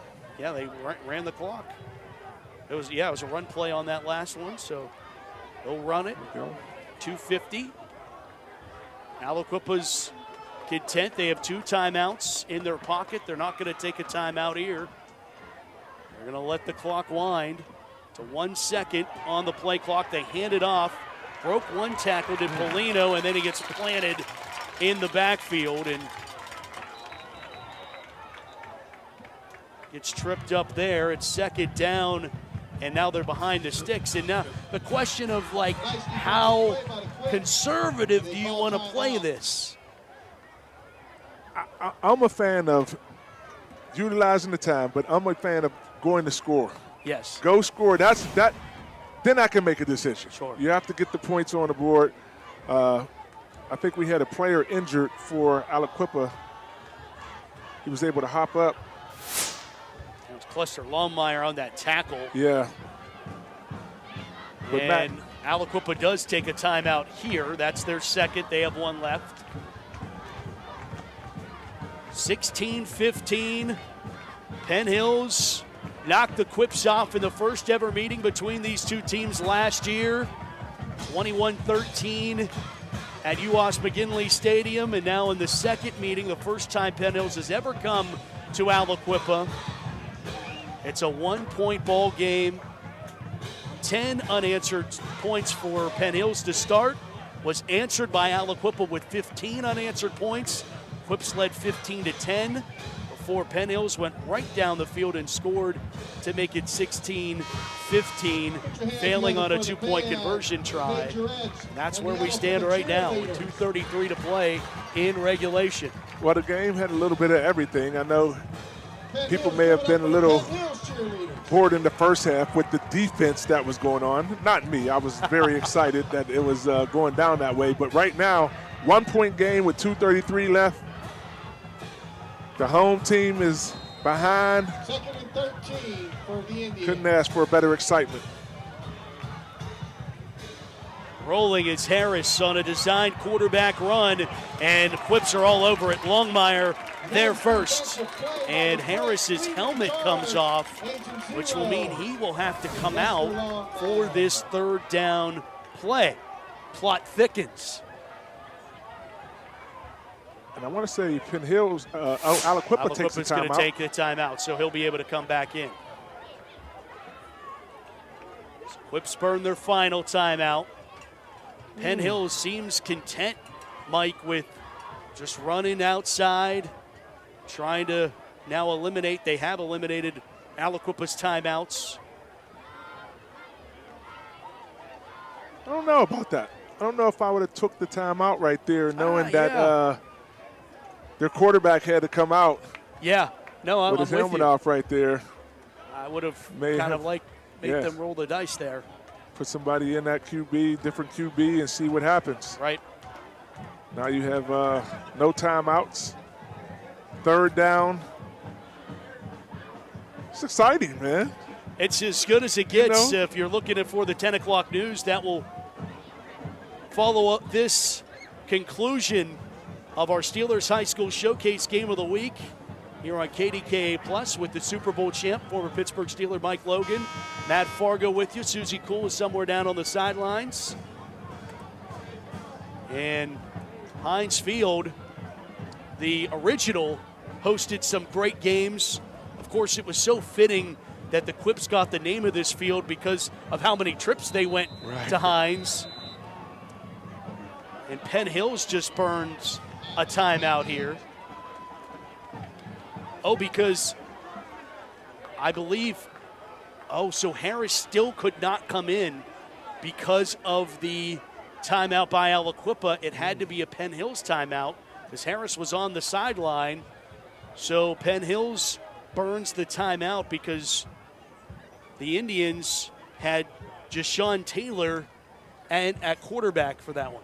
Here you go. Hey, listen, I just talked about it when we seen Harris go out with the helmet off, and then they called the timeout, and then Penn Hill says, hey, we noticed what you were trying to do, so we're going to call a timeout here, bring him back in, not have to have someone who hasn't taken a snap all game in the game at this critical situation. Smart coaching. Aliquippa, well documented. 20 WPIAL championships. They lose to Avonworth 2 weeks ago. Haven't lost 2 regular season games since 2008. That was 17 years ago. Much of the players on this roster were not alive the last time that happened. All right, here we go. Third down. Harris back in at QB. Third down, 12. 2:26 to play. They give it off left side. Hey, fights his way, stretches, and he's 2 yards shy of the first down. Heck of an effort. And it's going to come down to a decision for Charles Morris here. Do they punt the football, play defense? With now under 2 minutes, clock's winding, under 2 minutes at 1:55. Woo! This is where your coaches earn their coin. 4th down and 2. Clock ticking. They're bringing the punt unit out. The play clock is down to 1. They're going to take the penalty, or will they call their last timeout? They'll call their last timeout. With 1 second, 1:29 to play in the ball game. Penn Hills had brought out the special teams unit. Aliquippa could get a shot at it. You got to be careful. 4th and 2 range, you run the craziest fake you could possibly imagine. I think they're going to pull something out the bag right here. You think so? I mean, we'll see. We'll see. This game has been kind of a stalemate in the first half, and then you've had quick strikes in the second half of this game. So anything's possible right now. I think if I'm the coach, I would punt and try to pin them back as far as I can. And then I have to tell my defensive backs to make sure that they're getting their heads around and make sure that they're not holding and anything to give them a penalty, because they're going to send someone long right off the back and try to get a penalty to get them a little bit closer down the field. 4th down, punt unit is back out there. Jesse Truman's done a really nice job. He's put a field goal through the poles, 37-yarder earlier tonight. Certainly a part of why Penn Hills has a 1-point advantage.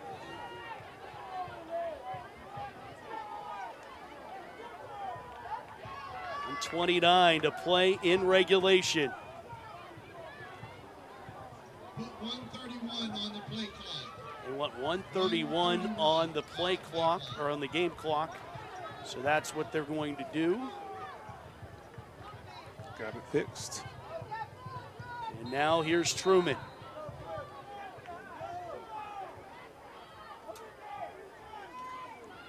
Gets the punt away.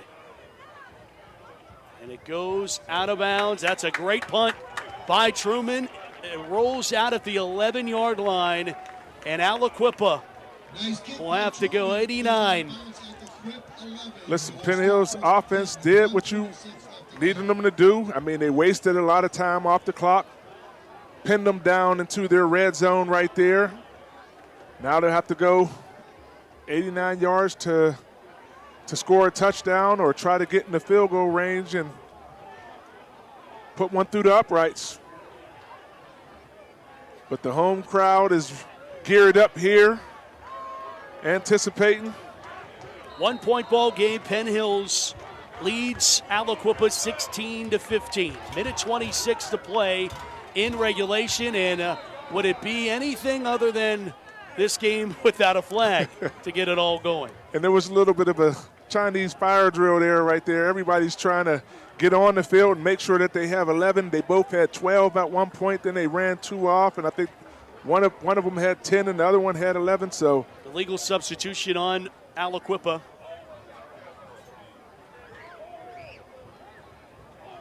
And they actually had one receiver uncovered right there, so they were trying to get the ball snapped. Now ball sits at the 6 on a 1st and 15. Council from his own 1. Back to pass. Going to take off and run with it. Cuts back. It's hit. Wasn't able to get too much there as Penn Hills has put that spy on it. Keeping in mind, Aliquippa doesn't have any timeouts left. So it's 2nd down. And this is where you got to learn how to fall on a player without getting penalized and keep them down on the ground, trying to utilize that clock. 1:05 to play. Back to pass. Council looks, fires, got his man. He got tripped up. It is good enough for a 1st down, or they rode him short. No, they did. One official rode him short. The other overrules him. 1st down, Aliquippa. 51 seconds to go. Here we go. Clock winds once the chains are set. 45 seconds to go. Back to pass. Council surveys, rolls near side, throws, and it's incomplete with 39 seconds to go. 2nd and 10. Now the ball still at the 22. And Council's just right there trying to make something happen, waiting for his receivers to break out. They got to move a little bit faster and try to turn around and get the QB. Lock eyes with him so they can get a pass and get out of bounds.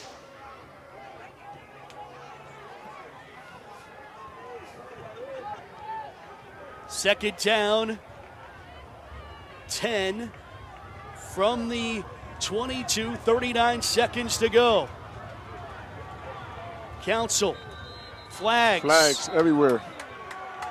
Penn Hills claps in approval, and then here comes flags from the backside. I think they're going to get Penn Hills for.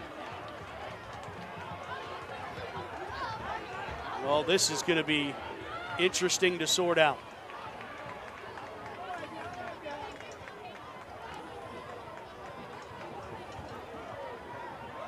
See what's going on here. 30 penalties in this ball game tonight. So what was the tally? I think it was 36. Uh-oh. 36, right. 37 last year. Hey. So we're right there. With we are. 39 seconds, we still might be able to break that record. And obviously that's the part of this that both teams are going to want to clean up before conference play. Dead ball.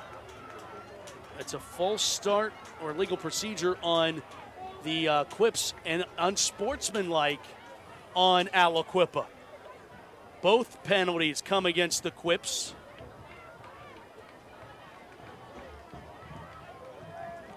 So this backs them up to the 6, or the 11, I beg your pardon, with 39 seconds to go.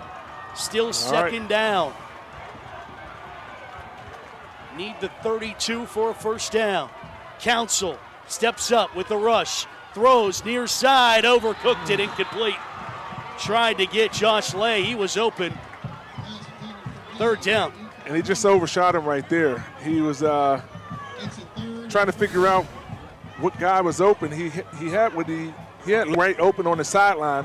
If he could have connected with him, Lay could have got out of bounds. Third down now. With 39 seconds, Penn Hills trying to hold on, leading by 1, 16-15. Council goes empty. Need the 32 for a fresh set of downs. Third down. Penn Hills faithful getting into this. Quip fans on the edge of their seat. I don't know, to reset the game clock, the play clock again. The officials are over here on this near sideline talking with the Aliquippa coaches. Hey, our man Josh Taylor's getting ready to anchor the 10 o'clock news. He said, you guys might give me the night off. Hey, listen, surprised he didn't give me a text now saying, hey, you speed that thing up right there. But, hey, we got a barn burner right here. We're trying to keep it tuned in. So this clock hits 4 zeros on it. 33 seconds to go. Third down. 22, back to pass. Council cooks it over the middle. He's got a receiver, first down, and it's completed to the 49. Josh Lay, first down, Quips. Clock stops with 28 seconds to go as the chains reset.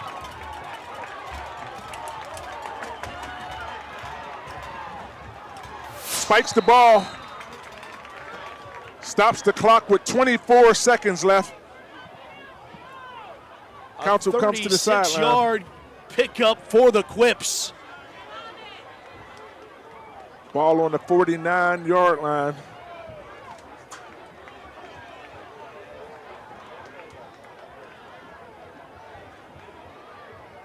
Coach Warfield gets the call and communicating with his quarterback. What a dot from Marcus Council to Josh Lay. The seniors team up on that pitch and catch, and now it's second down at 10 from the 49 of Aliquippa. 24 seconds to play. 1-point ball game. Council to his right. Looks to run. He will. He'll take off with it. Council picks up a bunch and runs out of bounds. Clock stops with 20. Listen, first down, Quips. You can't ask for any more excitement than what we have going on right here at the end of this football game. Council taking it into his own hands, getting out of bounds and stopping the clock to give his team a chance to get a score. 19 yards on the quarterback caper.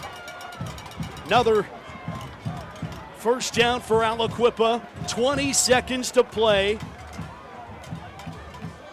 And do the Quips find their way? Do they believe that Ronaldo Romero can kick a field goal? Or will they try to go for broke and win this thing in regulation? 1st and 10, Council back to pass. Has time, sets, throws, down the far boundary. Is it caught? No, incomplete. A big-time catch that is rolled out of bounds. Aliquippa, Jeffrey Hicks, a freshman, almost made a legendary catch. Another look. Let's see how far he was out. Oh, man. That is close. Yeah. The official rules incomplete. 14 seconds to play here at our Steelers Showcase Game of the Week. Turn it out to be a classic. Penn Hills and Aliquippa. 1-point game. Indians by a 16-15 score on a 2nd and 10 Council. 10 seconds to play. Council scrambles. Flag is down. Council looking, and he runs out of bounds with 5 seconds and a flag down with another one late on this near side. So 2 flags down.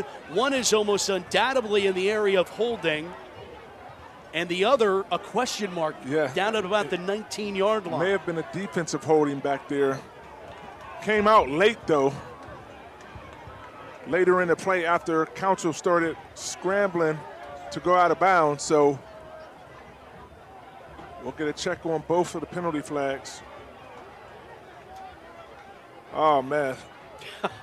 I didn't take my blood pressure medicine. Hang in there, partner. I pass out in the booth, man. This is exciting, though. This is everything you could ask for on a Friday night here in Aliquippa, man. Holding on the Quips.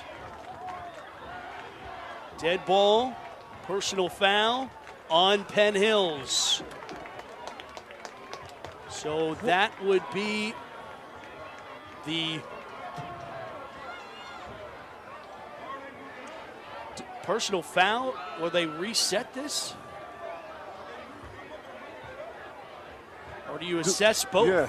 You assess the hold and then you assess the personal foul, so essentially it becomes a 5-yard pickup. Okay. Both coaches are the art of talking to the officiating, official. right? Yeah.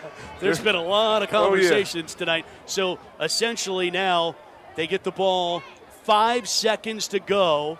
Neither team has any timeouts to talk this over, but this lull in conversation is maybe giving some time for both teams to get their play call in. 5 seconds to go. This could be your football game. Barring a defensive penalty. Here we go. From the 28-yard line. Back to passes Council. Steps up, lets it fly into the end zone. It is good for a touchdown! Heinz hysteria! Aliquippa wins it on a walk-off! Marcus Council! Are you kidding me? Aliquippa! The last play of the game! You have to be here to believe it. Goodness. Wow. We asked for excitement. We got excitement. Aliquippa. 21. Penn Hills. 16. A walk-off winner and a classic at Heinz Field. Council dials to Miller, Raymond Miller, the hero in Aliquippa, and you're going to talk about this one for a long time. Classic game. I'm glad I was in the booth to call it. Mouth wide. Oh my goodness. Wow. I feel Good. That was amazing. That was amazing. And this crowd, I mean, they went crazy, but they almost act like they knew it was going to happen. They were ready to celebrate as soon as the ball left his hands. Oh, my goodness. Well, you just might have seen the play of the year. That was classic. Marcus Council to Raymond Miller. Dialed in from 28 away. You're going to watch this a bunch. We'll watch it. Man. A clean pocket. And Miller makes one of the most bizarre endings you'll see in high school football. Wow. It was a classic. And Susie has our Massaro Construction Player of the Game. Thanks, Matt. We're here with Massaro Construction Player of the Game, Marquise Council. Marquise, 5 seconds left on the clock, and you dialed in to Raymond Miller. Yes, what's going through your mind in that moment? Just complete trust in my team. You know, we work on that all day at practice, 2-minute drill, and Coach Mike always lets me know that I'm the leader, and I got to have 100% trust in all my players. So I dropped back, went through my reads, and it was there, so I took it, and he made a great play for me. What does this win say about this team? It says a lot. It says that we could bounce back. It says that we don't give up, because as you know, they beat us last year by a touchdown, and we came into this game with a chip on our shoulder, knowing that we had to beat them. And our line put in the most work throughout the whole week. Can't thank them enough. So yeah, that's pretty much it. Marquise, this is yours. Our Massaro Construction Player of the Game, Matt. Thank you. Heinz hysteria. What an ending. 21-16, Aliquippa takes down Penn Hills in a thriller. We're going to wrap this up, Mike, but your final thoughts. Just yowzers, man. I mean, great atmosphere, great game, great poise for that team to be able to come back and lead that last drive. But so much excitement in the stadium right now. The fans, they're still down on the field. They won't even leave. They're going to be a party at Heinz Field tonight. There certainly is. Aliquippa comes in clutch and wins it 21-16. They improved to 3-1, and they take down the 5A Penn Hills Indians. This was a classic, a defensive struggle through most of this ball game. Penn Hills controlled it early, dialed in some big plays, including a 60-yard touchdown pass. Devin Harris was fantastic for the Indians. But when it mattered most, Aliquippa was able to fight back and end up driving 91 yards for the game-winning score. You've been watching the Steelers High School Showcase Game of the Week, presented by Giant Eagle and the Pittsburgh Post-Gazette. For the champ, Mike Logan, Susie Cole, Jake Mislipchick, Corey Berger, and our entire JRM video production crew, I'm Matt Fargo saying, Mom, Dad, fire up the grill. I'll be there in a little. Thanks for watching. The 10 o'clock news, what's left of it, is coming up next. We'll see you next week, Pittsburgh. Good night.